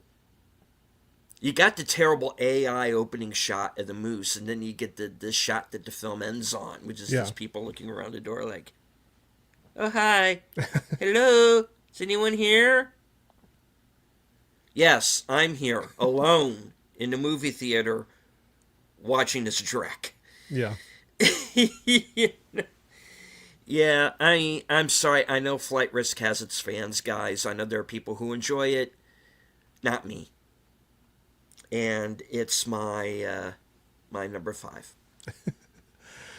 Yeah, again, I can't participate too much in the conversation. Another one I just hadn't seen, but I've heard some similar thoughts like yourself there on that one. So, hello to Scottish Geek Guy. Oh, hey, Jimmy. Yep. Oof, Flight Risk, Baltimore, Wahlberg was unsettling. Yeah. Usarn says, did I miss the reviews to good movies? No, we're doing the 10 best tomorrow. 6 p.m. Eastern, 5 p.m. Central. Speak of the devil, hey, John Doe Juggalo. Good to see you. We were talking about you earlier, bud. Yeah. Says he liked Flight Risk. It was a fun ride, but not for all the right reasons. Yeah. Yeah, like I said, there are people who dug it. I didn't. I wanted to. I wanted to like this movie. I really did. I got that they were trying to be like this throwback to 90s action films, but it's this. I compared it to Turbulence. I'll stick to Turbulence. Yeah. So Flight Risk is a no for me. Sorry. That's all right. All right, I got my next one up. All right. Ready to go. Your film? Borderline. We got Samara Weaving, Ray Nicholson, and this was one I was actually looking forward to seeing. It looked just kind of offbeat, and I like Samara Weaving quite a bit. Ray Nicholson, I've liked some of the things that he's been in. He's definitely owning, I think in this movie too, his kind of crazy spooky side, or I don't know what you want to call it, but yeah, basic premise of the movie is Samara Weaving's character is this gigantic superstar, like top of the world, kind of like your Taylor Swift or something, like very, very rich, very popular, faces all over the place, music, videos, posters, magazines, whatever. She's all over the place.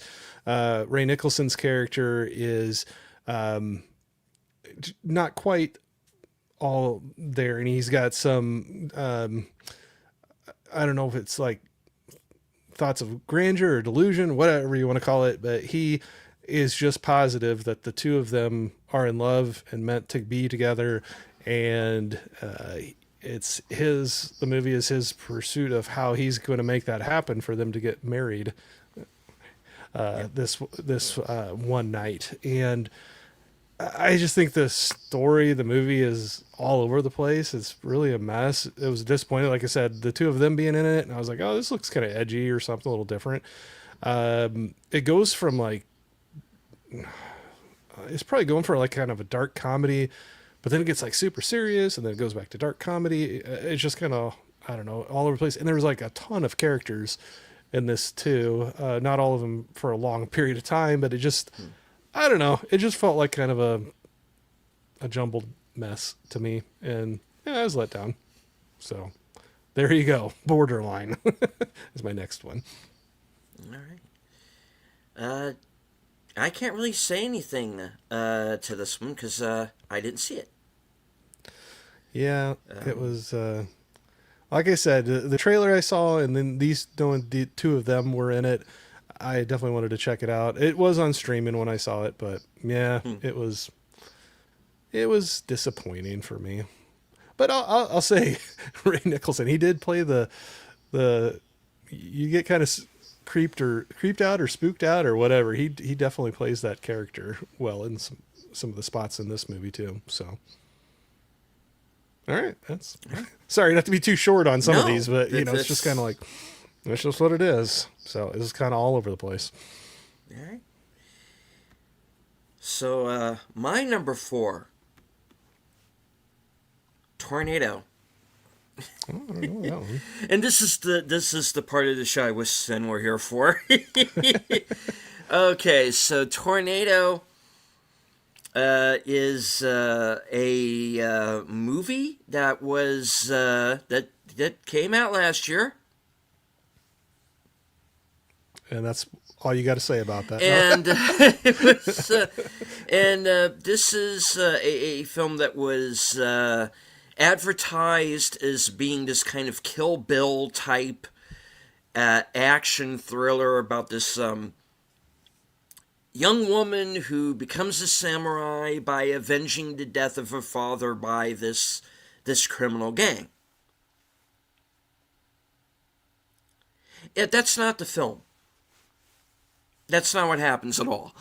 What really happens is this gang has stolen some gold.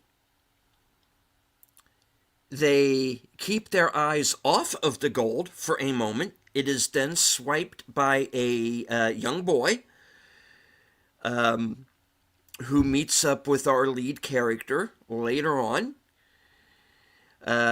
The gold is then hidden in the wagon belonging to our heroine's father. So when the gang goes looking for it, they kill her dad and eventually the kid, who she basically runs off and leaves behind. Basically, this lead character, who is supposed to be the hero of the film, gets everybody killed through her own poor judgment and incompetence. All right. And then, at the end of the film, everyone who she hasn't gotten killed yet basically stands around in a circle and tells her how brilliant she is. And thanks for not getting us killed. Yeah, thank you for not getting us killed. You're the most brilliant person we have ever met. You're so good and special and wonderful. And this movie sucks, man. And thank God for Tim Roth. Tim Roth is in this film. He plays the character. He plays a character named Sugarman, and he is the lead. He is the leader of the gang. He is great. Mm-hmm. I even said it in my, I named my review for this film. Well, at least Tim Roth was good. Yeah. That video is still up. I did it. I did it with Sin's Corner. It's. Watch that video because it's more entertaining than anything that's in this film. This movie is a dog. It's wannabe. It's wannabe Kill Bill. Nobody's likable. Like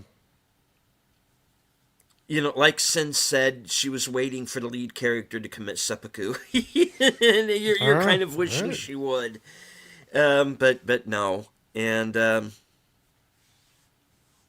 it is a terrible film. And there's like continuity errors, including one at the very end during that final kind of camera shot is our heroine is walking off into the sunset, and you see like a crew member like stick their head up in front of the camera in the shot, and you're like, oops. Did nobody notice? That one's snuck through. Who edited this film? Was no one paying attention? What is going on? And I'm like, this movie is like, again, much like War of the Worlds. It is. I'm waiting for the Riff Tracks version. It is Riff Tracks level bad. All right. It is a terrible film. It is. The heroine is terrible. You're rooting for Tim Roth, the killer. You are rooting for the character who is supposed to be the villain. Yeah, and you're not supposed to do that. Yeah. You're not supposed to root for the villains. I was rooting for Tim Roth. I didn't give a shit about anybody else in this film. I wanted everybody else to go away. Tornado lady, go away. Little kid, go away. Rory McCann is in this film from Game of Thrones. Okay. But he gets killed in like the first 10 minutes of the film. Okay. Much like he did in The Damned, which was another movie that I was a thumbs down on this year. It's not on my list, but So it didn't stick around too long, huh? Yeah, and both movies miss him when he's gone. Well, I got you. And Joanna Wally is in this. Used to be married to Val Kilmer. You might remember her. Oh, yeah. She was in the original Edge of Darkness and, a bunch of other stuff. Willow, which is where they met. Oh, interesting. I guess I didn't realize that. Yeah. So, I mean, it was good to see her, but, she really has nothing to do except just kind of stand around and, tell our heroine, oh, you're so brilliant, you're so good. And that's about This it. movie, man, this movie is... No. Understood. Well, you're saving me a lot of time with some of these. I don't So- have to worry about watching them now. Tornado. My number 4. That's it. All right. All right, top 3 now. Top 3. Or top 3 or bottom 3, however. Yeah. All right, mine. Oh, I got to share the screen. That would help. There you go. It should be coming up there now. All right. My number 3 is VHS Halloween. So, along the whole, there's been a whole series of these, and they're the anthology type movies, a lot of short films, short stories that go through it. And sometimes there's a common theme that's kind of recurring or, kind of pulling through it. And this was the Halloween version. I will say I haven't seen all of them, but I have seen some of the older ones that I did enjoy. This one, it just, I don't know. A lot of the short stories, there was a couple that stood out that I thought were fun horror Halloween shorts. There was a lot of others that, I was even having trouble going back, and I was looking to remember some of them. They just weren't really memorable, I guess. They just didn't really stand out to me. I will say that overall, though, with it, I think they all looked good. Just the story is not memorable. Like, okay, what was going on? I remember certain scenes with some of them, but just anyway, looked really good. There was a ton. I will say, a ton of great practical effects in throughout the all the different short stories or films, or even want to say through it. That looked great, so I did appreciate that. Appreciate some good practical effects in the movie, especially with horror. I think a lot of those look really good, and they did that. There was definitely some good gore in some of the short films, but other than that, like I said, a lot of the short stories kind of fell flat to me, but it did look good. Great practical effects, and again, if you're a horror fan, it's worth checking out. I'd say that. Yeah. Wait till Halloween and watch it around then, because they definitely all have they pretty much all have like a theme that is going along. So around what was? Maybe I'm not understanding. What was kind of your main problem with the film, kind of in general? Just so that's one thing with segments so didn't work, or a lot of the ahead. stories didn't work for me. They just Okay. didn't. They were just kind of there. They didn't entertain me enough to even really remember what was going on. When I was looking at pictures of some of the different stories, I was like, oh, I remember seeing this, but I was like, okay, what was going on? What was the issue with this? So with the anthologies, you have, it's chopped up different stories that are completely separate from each other. The common theme being Halloween, but they're not really running together with it. There was one main one that would pop up throughout the movie that you'd get to see. So my main problem was, I think, weak stories. How about that? I'm being too wordy, but No, that's fine. Because this is actually one that we've been talking about, the VHS series, because the Shudder box set Yeah. that we've brought up on a number of occasions has VHS 94 in it. Yeah. And I'd been talking about the fact that it was a series that I wanted to catch up on. and I've heard a lot of the earlier yeah. ones are rated a lot higher. Like, a lot of people like them a lot more. But I also have I have some good friends that are horror fans that really enjoyed this one. So I could be the outlier on it as well. So Yeah, because the one that I have seen was the previous one, which was VHS Beyond, which had kind of this UFO and alien invasion angle to it, and I thought that was a good film. The only real issue that I had was with the segment directed by Justin Long that didn't feel like it thematically fit in with the rest of the film, and I wasn't really sure that the wraparound story didn't 100% work for me either, because I thought that went into kind of like an obvious direction.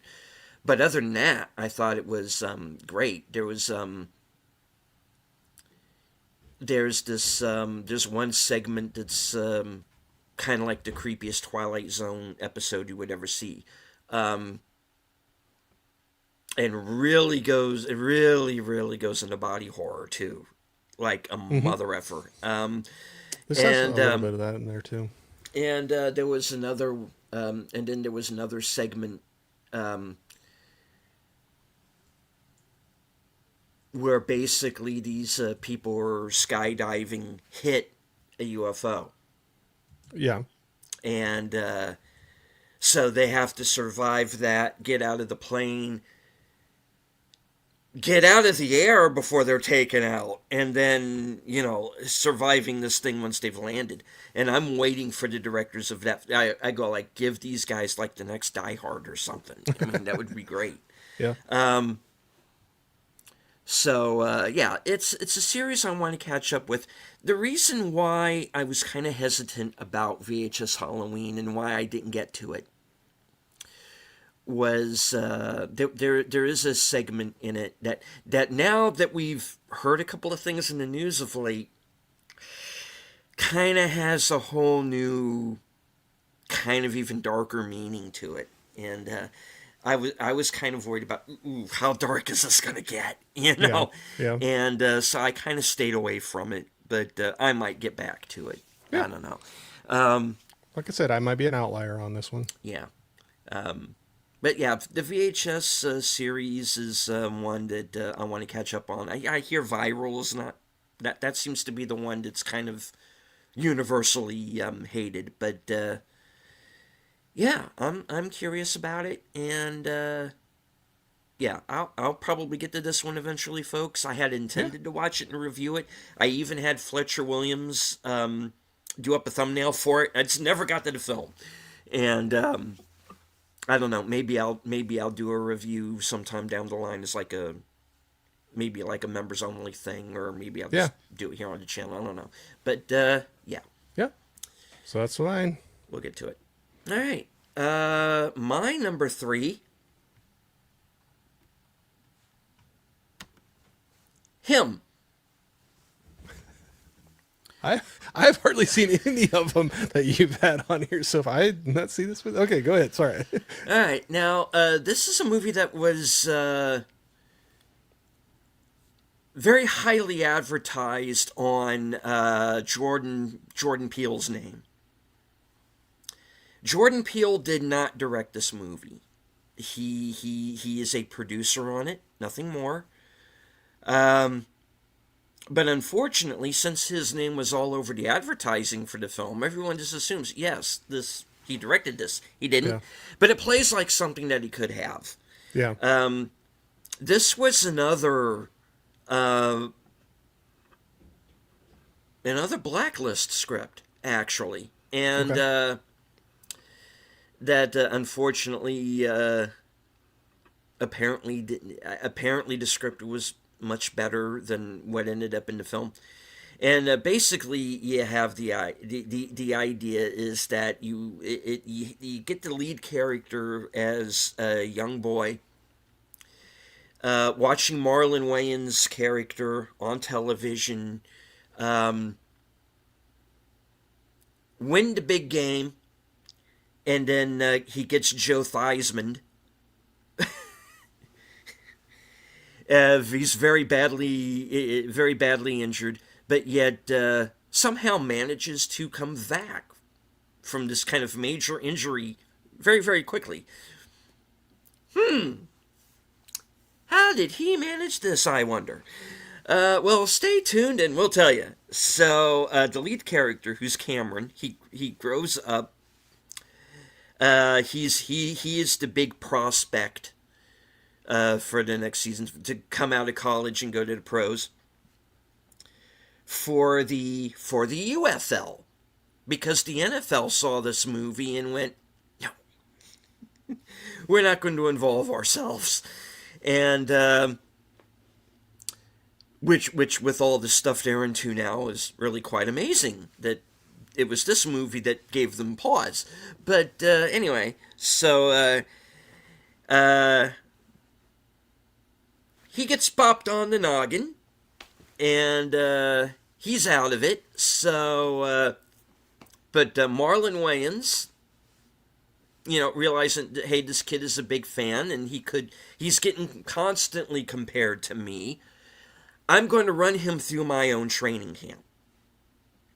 Get him ready. Okay. He wants to be the man. I'm going to make him the man. Yeah. And then a whole lot of this kind of weird things begin to happen. They're like these creepy Marlon Wayans fans who keep kind of breaking into this training camp.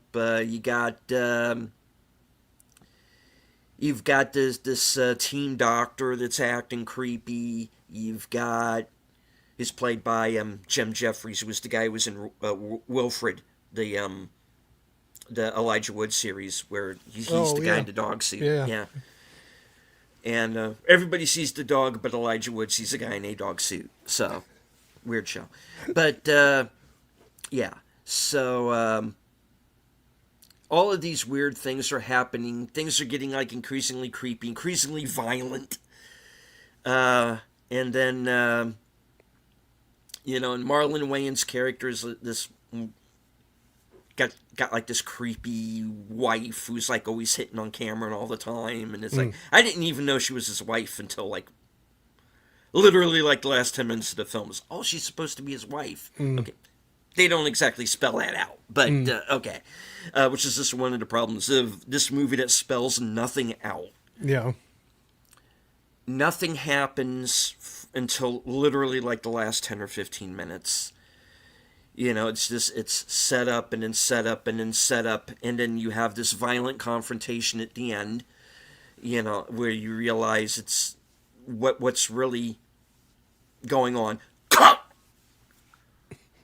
behavior. Blood sacrifice. You know what I'm saying?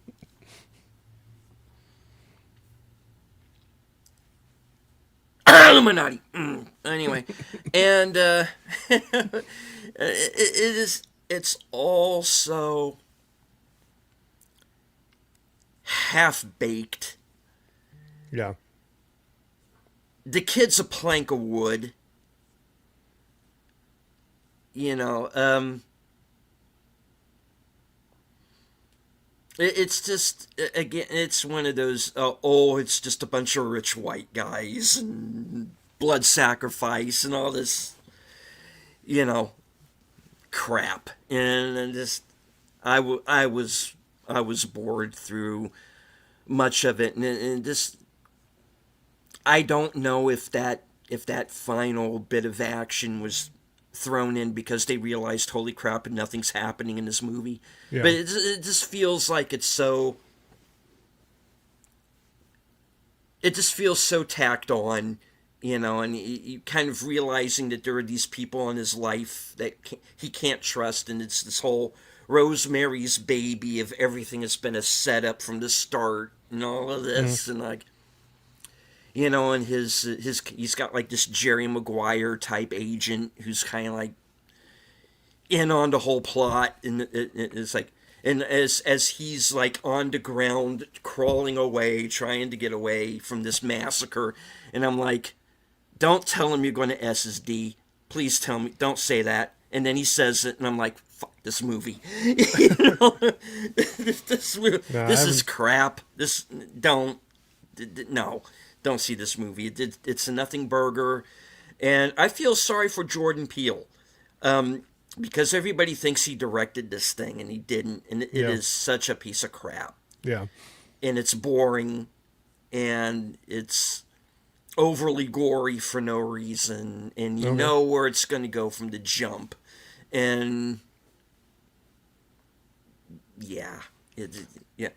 Yeah, don't, Papa Gods, trust me. You know, and again, this is one of those movies where the only way to watch it is if like riff tracks riffs this thing, but they're going to have to cut. Like, you couldn't do it on television because they'd have to cut so much of it out. Was Marlon Wayans at least good? Yes, he is the good point of the film. Marlon Wayans is acting his ass off in this movie. He's good, you know, and he again, even in these movies that are bad, there's always like one thing about him that's good. Marlon Wayans is the one good thing about this movie. He does for this movie what Robert Pattinson does for Mickey 17. You wish you were watching the movie he was in. You know, because he is strong. He's good. Performance-wise, for Marlon Wayans, it's the best thing he's ever done. The problem is, it's in this movie, and everything else is so bad and so poorly written, and it's a terrible film. Saw him do stand-up here in Oklahoma City. I'm assuming that's Oklahoma City. A few months before this movie was announced, had no idea it was coming out. Yeah, he's good. The movie isn't. He is. I am him. Yeah, that's from the movie. Is him a certified sail the high seas movie? Yes. Don't spend money on this thing. Don't. All right. So him is my number 3. All right. So we're moving on. Moving on up. Yep.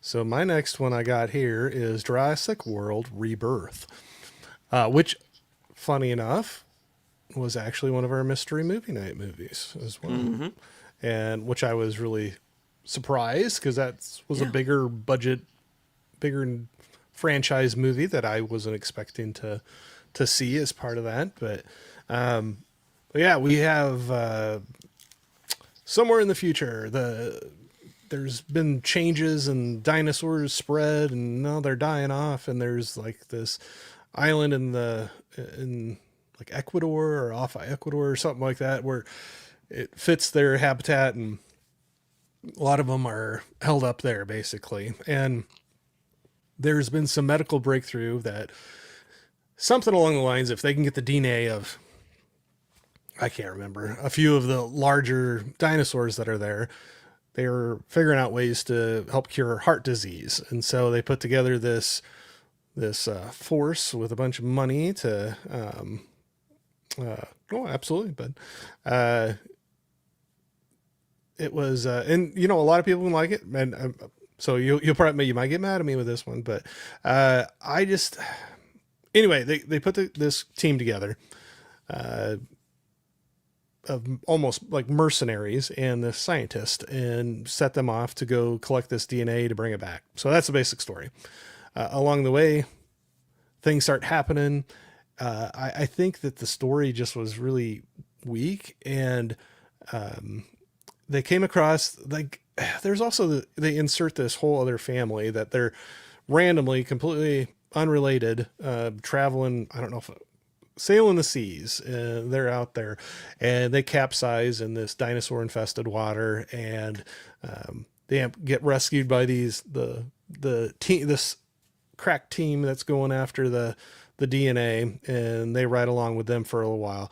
I just felt like that other family was just kind of felt tacked on and not really necessary, because then they kind of split off and they have their two little things going on throughout this movie.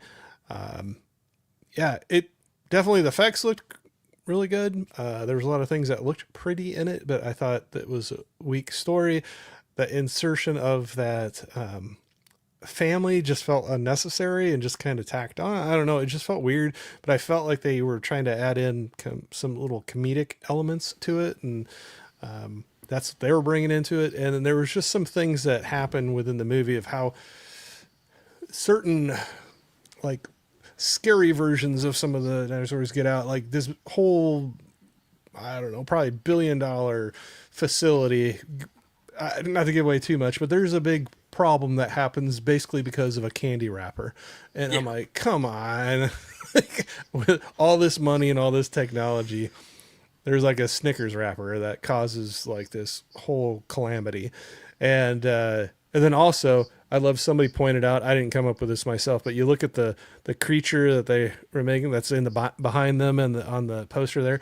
Somebody's like, they totally ripped off Star Wars. That looks like the Rancor monster and stuff. So anyway, it was there to be pretty and have a couple laughs and some dinosaurs. I know some people can have fun with it. I'm not saying it would be like horrible. If you're just in for like visually pretty movie and some action, I think you could have a fun time with it. I just thought the story was lacking, and I thought that insertion of this family and the two different storylines didn't really make sense. And then there was just some of those things like that candy wrapper thing that just drove me nuts. So anyway, there we go. Jurassic World Rebirth. Yep. Not on my list, but almost. And this was a movie that I kind of, I just thought I was okay with it when we did the review for it. And then I found out what the original intention of the film was. Mm-hmm. Was that it was going to be this basically this heist movie with dinosaurs. There was, the sitcom family was out of it. And it was just going to be this kind of straight up heist action film with dinosaurs. Yeah. And the studio in its infinite wisdom, went in and said, no, just do the first movie over again. And that's what happened. And again, yes, a movie that has its fans. If you enjoyed it, great. Oh, absolutely. Yeah. I can't. I am done with like the Jurassic Park movies after this. Yeah. I can't do this again. Because in my opinion, at this point, there are more bad Jurassic Park movies than good ones. Yeah. And I'm played out on it. It's a movie that looks pretty. The special effects are very good. I think they're even nominated. I don't remember. Yeah. But there's not enough here. There's not enough story here. There's a lot of setup that goes nowhere. I will give it this. They do try to make the dinosaurs scary again. You do see blood. Yeah. You do see some people get chomped on screen in this one. The guy that gets swallowed by the pterodactyl thing, you know. Yeah, you know. So there are bits in this movie that work. I just wish they didn't feel the need to make a toy show out of it. And you got the little Dora the Explorer girl, and she's gonna have this little baby dinosaur. You know, this is like Studio Notes, the movie. Yeah. And they took what was a really interesting original script that was going to be this heist movie, basically, and they ruined it by saying we just want to do the same old thing again. Yeah. And it is sadly kind of a creatively bankrupt film. Yeah. Where you take a talented cast and that's what you get. It's a waste of time. Yep. Yeah. So that was my number 2. All right. My number 2 is another Mystery Night movie. Yeah. And it's 100 Nights of Hero. Another one I didn't see.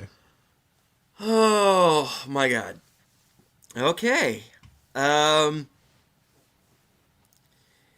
hello to Enigma Severus.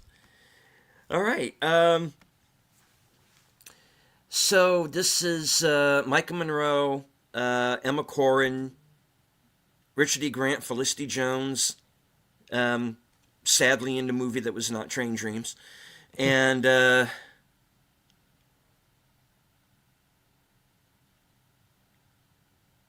basically this movie is an episode of The Handmaid's Tale. Yeah. And it is a world where that's supposed to be this patriarchal society where women are not allowed to read or think about sex or really anything at all, and just,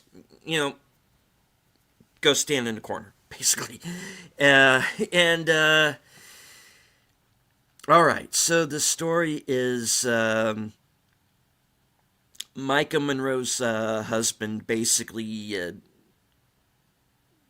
he's not much in the bedroom department, let's say that, and he kind of takes off for a while and asks this friend of his to look out for her for the next 100 nights while he's gone. It's this movie that basically wants to be like Arabian Nights and Scheherazade and all that. And so you finally have these two characters kind of circling each other for the first hour plus of this hour and a half film where nothing happens. And then, of course, you got Emma Corrin in the background being her usual non-binary self. And And you, oh no, you, no, yeah, this movie ends the way you think it's going to. And, all right, I'm just gonna say it. This movie was made so they could get Emma Corrin on Micah Monroe. That was it. Okay. This is a movie that works up to having a PG-13 lesbian scene in an R-rated film. Or if it was PG-13. I don't even remember. I don't care. Nothing happens in this movie for an hour and a half. And then you get this BS Handmaid's Tale story about, oh, they're just these two women who want to read and be free and be in love. And no, and men won't let them do it. And again, this movie is another Gen Z piece of crap. Written by children. For children. And by children, I don't mean children. I mean, mentally children. Yeah, this movie is terrible. I think I might have even dozed off, and I don't think I missed anything. It's just, no, no, this movie came and went. Thank God it didn't play. Nobody saw this. Nobody knows what this movie even is. Yeah. It's Handmaid's Tale. That's all it is, and it tries to be. It's the Acolyte. It's fantasy. It's lesbian witches, and while that might be fun, put it in a story I can care about, and maybe don't telegraph everything that's going to happen in the first scene of the movie. Maybe. Gotcha. Now another one I haven't seen. I think, man, haven't been keeping track, but I think like most of them you have on your list here, I have not seen. So Yeah, you didn't miss much. It doesn't sound like you think so. Yeah. So 100 Nights of Hero is my number 2. Yep. All right. So drum pop roll. Corey's number 1 is Vicious with Dakota Fanning. And this might have been a straight to streaming for Paramount Plus, but yeah, we have Dakota Fanning. I think this was swinging for something so much more scary and diabolical than what it really felt like it ended up being. I just thought it was like a weak premise. I won't get into the whole thing, but you see it right on the poster, her sitting next to this box, and there's that, it says, give it something you hate, something you need, and something you love. And that's a theme that kind of plays in through this whole thing where we're, going here with Dakota Fanning. That's a very troubled young woman and going through things. And anyway, this older lady shows up at her doorstep in the middle of the night with this box and is acting very confused, doesn't know where she's at, and asking for some help and if she can come into the house. And she comes into the house with the box, and then, the spookiness ensues. But it's like one of those that I just feel like I said, I know I'm going to be super short on this one, but if it would have been just like, put that damn box down and you would have been done a long time ago, kind of a thing. There's just a lot of stupid decisions that are made through the movie, and I don't know. I just felt like it was kind of all over the place. But yeah, that was it. I don't think the acting was particularly great in it either, if I could say the word right, and I didn't. But yeah, that's where I was at. It was just kind of there for me, and it's one of those that I was kind of yelling at the screen a couple times almost, where it was just like, no, why are you making these decisions? Why do you keep on doing this thing that is not going well for you? And anyway, that's, I don't know. I feel like I'm being super, super short, but I don't know what else to say about it. I'll say that when I saw the trailer for it, I was mildly like intrigued, be like kind of where it was going to go. Anyway, There you go. Sorry, I feel like I was kind of a dud on I that lead up for it, but I didn't even recall this movie. I'd forgotten that this movie was even a thing. yeah. Because like I said, I've seen the poster art. That's it, and it's one of those movies that I had forgotten about. So I got nothing to say about it. I haven't seen it. Enigma says, in the words of Ryan George, "Do you want the movie or not?" Yeah. Yeah. This Oh, is, so the movie can happen. Yes. Going to get yep. that idea. Yep. This is Corey, that's a complaint of mine as well. Movie productions are not releasing movies fast enough for me to have something new each weekend. Yeah. Because, back in the day, you could always count on there being 3 or 4 new movies out in, Well, yeah, you usually have one Yeah. for the grown-ups and one for the kids at least, and then maybe another one in there. But it was almost like every Friday night you could go out to the theater and catch something. But I guess they do kind of have that now, but it almost feels like there's less that wants to make me get out there, even though I am trying to get out to the theater more often than last year I did.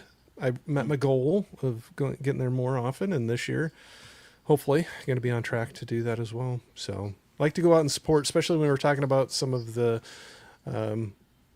more the smaller films. yeah, independent Yeah. and smaller, and not the yeah. So definitely want to get out and support those. But there you go. That was my very short and concise. Vicious being number one on my bottom list. Barbara Celeste, and once again, welcome. You made me think of all the dictators' bad acting as bad dictation. All right, so Corey's number one, Dakota Fanning's Vicious. Yeah, there you go. Apparently from the writer-director of The Strangers, and please make another movie as good as the original Strangers again. Yeah, please, yeah. Mr. Regino. Okay. And he did The Black Coat's Daughter as well, which I heard is actually pretty Oh, I haven't seen that one. pretty decent. All right, so my number one, drum roll, please. Woman in the Yard. Oh, I haven't seen that either. Common theme here for me, but here you go. This is the first movie that I have ever 0-starred. Oh, okay. Now, I've come close on some other movies through the years. There are some half-star ratings that I've given to films. There's a couple this year that are probably either close to that. Now,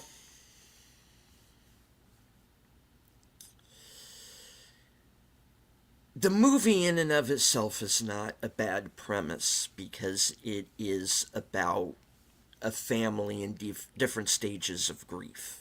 Because there has been this accident, the father is killed, and everybody is kind of dealing with that in their or not dealing with it in their own way.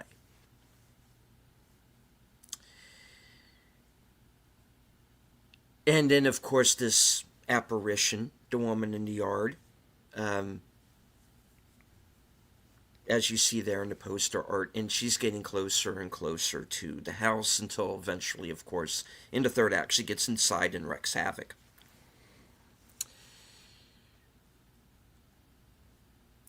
What my issue was, my interpretation of the ending, and this may change if there are 2 endings, which I'm kind of getting the idea there might be, because I do know that there are some people who see something different when they see that final scene. Oh, okay. But in the version, at least of it that I saw, I took the message of the film that, oh, if you're depressed or you're in grief, it's okay to off yourself. Mm. And that's, no, I can't I'm not okay with that. You know, now you're crossing kind of a moral line with me. This is a very nihilistic, one note,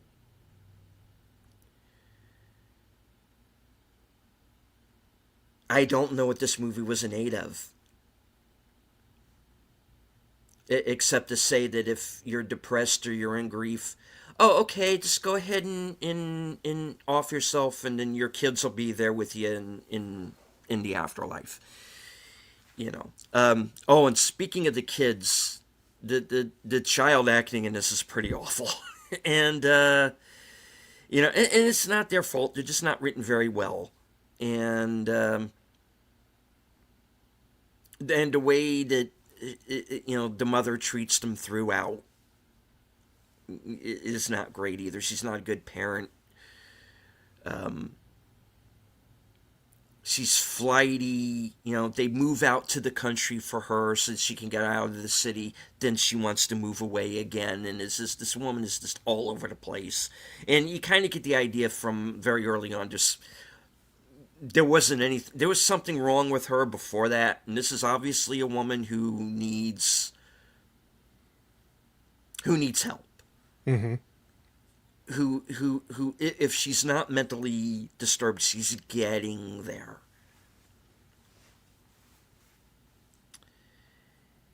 And I don't know. I'm just going off of the interpretation of the ending as I see it. Maybe people had other takeaways from it. And hey, folks, again, if you like this movie, or any of the movies on the list today, if you enjoyed any of them, fantastic. Great. But for me, this movie crossed a line. You know, Origin, a few years ago, crossed the line for me because it misrepresented a number of things, including the shooting of Trayvon Martin. The Order crossed the line for me because, again, it's another movie that depicts everybody in the South as being these backwards racists who are out to kill blacks and Jews all the time and nothing else. This movie crossed the line for me because it seemed to be encouraging self-deletion. And I cannot go there. I am someone who in recent years has had to deal with what I have come to realize is undiagnosed depression. So when you make a movie that starts dicking around with that, we're going to have issues. And I'm not here to bring the show down, guys. I'm not going to go off on like a half-hour rant like I did with The Order and Origin. This movie doesn't deserve that. It doesn't, you know, it's not. And hello, finally, Sin. Thank goodness. Yeah, made it to my computer again after being busy all day. Glad to be able to catch some of this live. Yeah, the message of Woman in the Yard was awful. Yeah, it's I can't. I zero-starred this movie, and I have never done.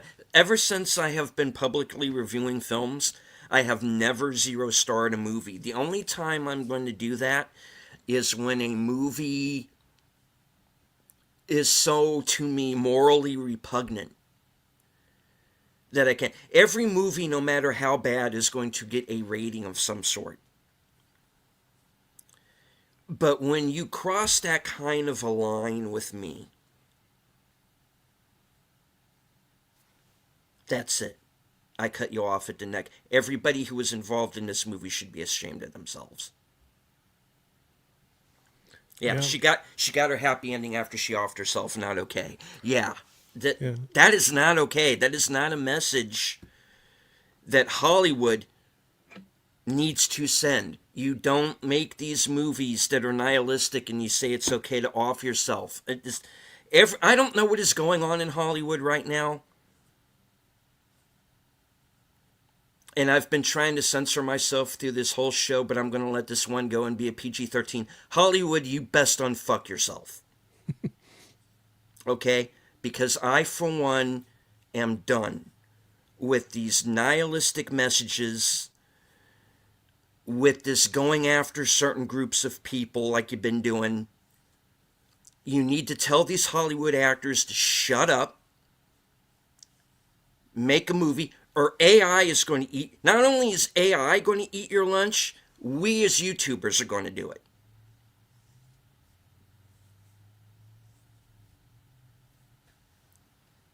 Markiplier just went out and made a movie that made 400 times its freaking budget. You are on notice.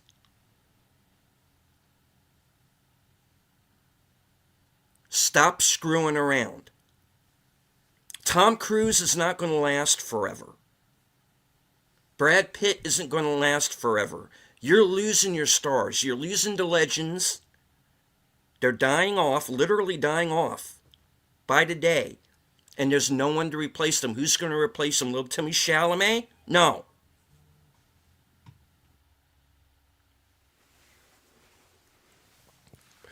I'm not going to, I'm done with the rant, but it's, I was just being quiet. I can't. I can't with movies like this. Yeah, it's one I did not see. Yep, I didn't Yeah. see that one. So, well, I have a good feeling that tomorrow night when we do the next one, there's going to be a lot more upbeat conversations between us, right? Oh, absolutely, absolutely.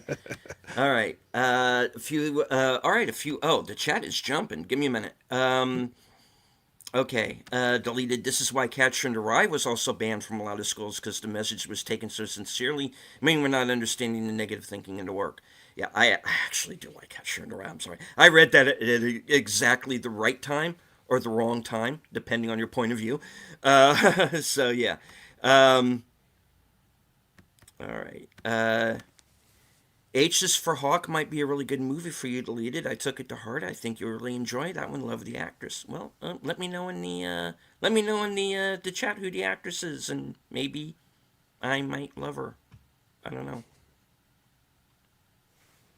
Swing. Anyway, It is Valentine's Day. yes, it is.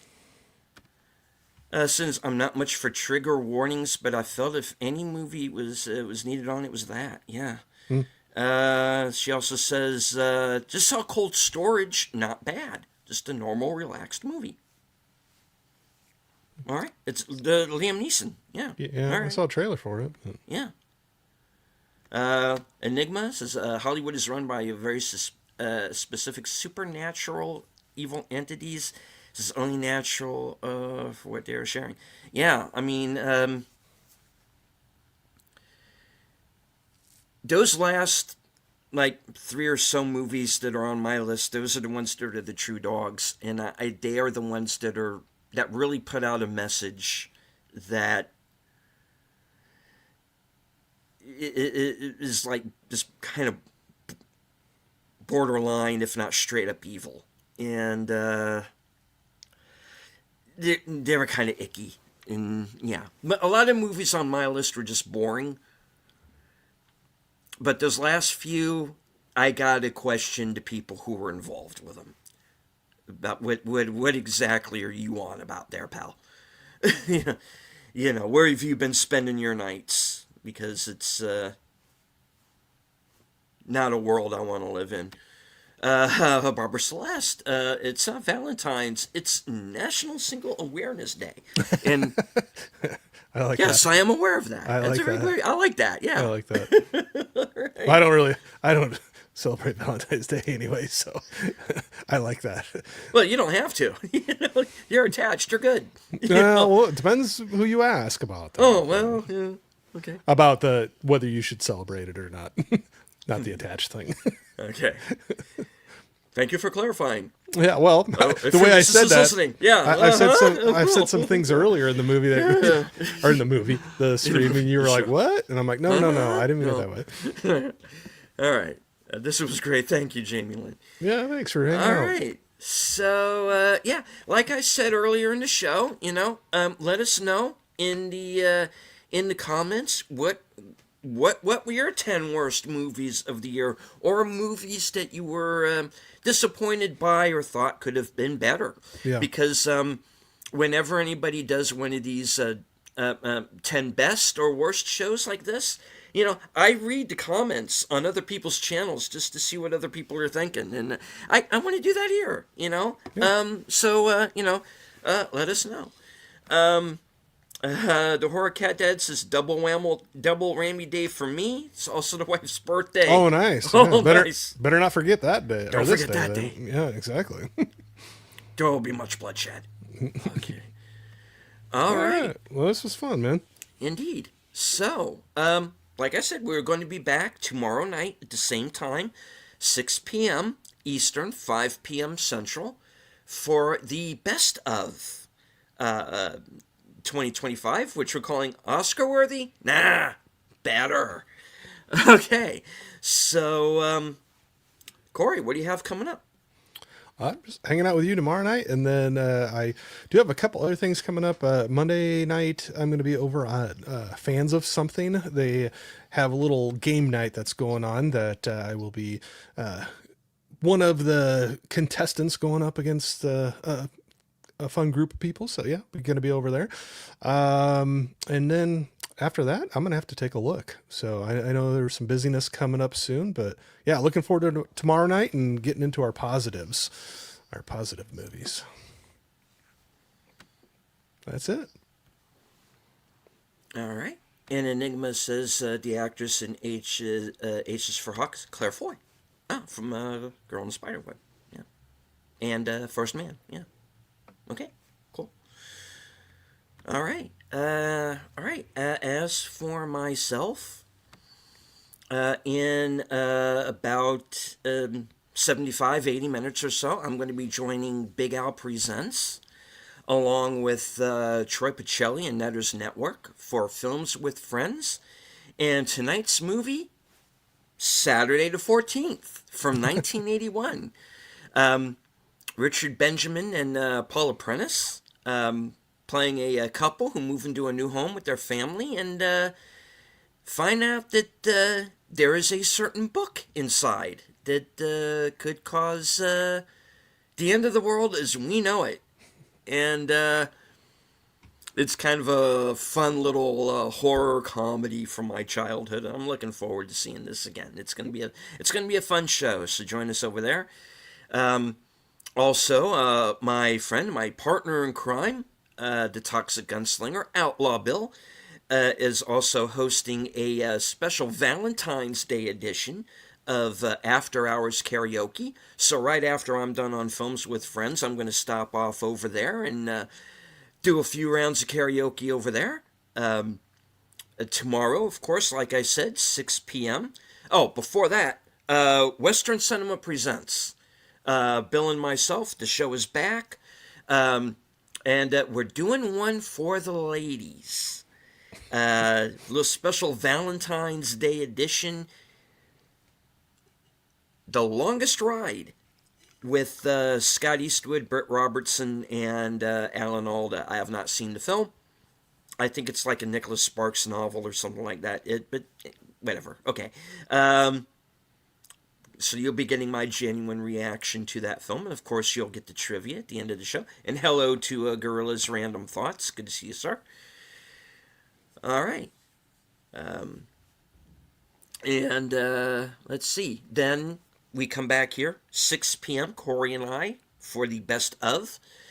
And then later that night at 11 p.m. will be my show Reserved Seats, back after a 2-week hiatus. Aged Boomer, who was with us in the chat earlier, will be my guest for tomorrow night's show.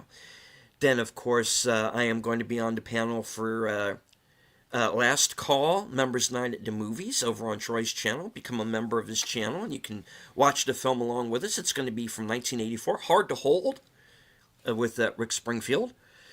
And Tuesday, the Mystery Movie Night podcast. And then live from Sparkwood in 21 at 8:30. Thursday, 4:30 will be Action Theater. And we're going to be, Bill and I are going to be watching Apocalypto. And then later on that night, 11 p.m., my program, Coming Attractions, where you get to find out what I'm going to be doing next week. So stay tuned. I'm dropping stuff. There you go. I shouldn't do that. All right. So I do want to thank everybody for joining us Absolutely. for the program. Let me see. I was looking at this earlier. Yeah. We had a crowd. Yeah, it was good. We had a good we group. had like about we have 140 people watching live at one point or another. So There you go. thank you all very much for joining us. I hope that you enjoyed the show. Hit the like, share out the stream, say hello in the comments. Like I said, let us know in the comments what your 10 worst of the year was, or movies you were disappointed by. Let's see. What else? I was going to say something else, but I don't remember what it was. Maybe you'll remember it for tomorrow's stream. Oh, well. Oh, well. Let's, all right. Oh, this is what I was going to say. Follow this man right here. Wilkie's Movies and Music. All right. If you want to, go right for it. It's always appreciated. Indeed.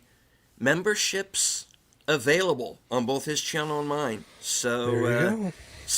Yeah, so the more the merrier. Yep. I do want to thank all of the new subscribers on my channel in the last, I've earned over the last couple of weeks. I want to thank everyone who watched our review of Dracula and Solo Mio for letting that video go viral like a mother effer. I think we're up to like 62K views right now. Nice. Which makes it one of the most watched videos on my channel Nice. ever. Like top 5 live streams ever. So thank you all very much for that. Thank you to everybody in the chat who was with us. Thank you to Barbara Celeste, Enigma Severus, thank you, Sin, Connie, of course. Okay, let me scroll up here real fast. Gorilla's Random Thoughts, Jamie Lynn Simons, Enigma, I said Enigma already, but I'll say it again. Papa Goss, John Doe Juggalo, who came in just as we were talking about him. So, yeah, he must have, his ears were burning. Yeah. Scottish Geek Guy, Horror Cat Dad, Tiana Loves Movies, Usarn G.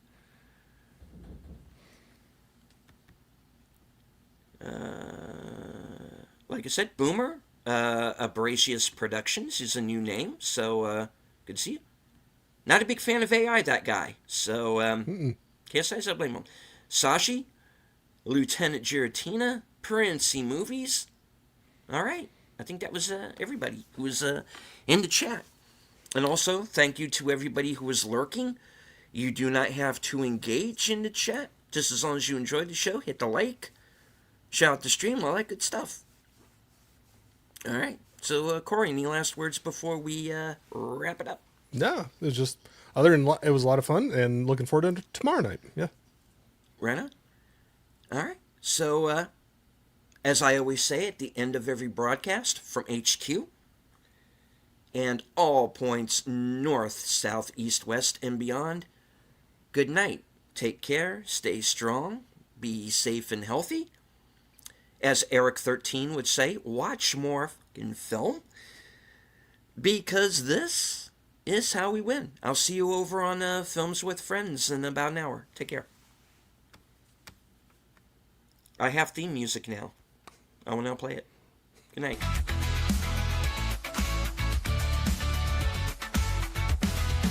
It's even odd and Ronin's back, slicing through the noise with a culture attack. Pop culture films in the world we see. Deleted scenes where the truth runs free. Take care, stay strong, we're breaking the mold. Be safe, stay healthy, let the story unfold. watch parties, reviews to the news we spin. Deleted scenes, yeah, this is how we win. Take care, stay strong, we're breaking the mold. Be safe, stay healthy, let the story unfold. From watch parties, reviews to the news we spin. Deleted scenes, yeah, this is how we win. Yeah. Skeet out on your YouTube, bro, let's roll.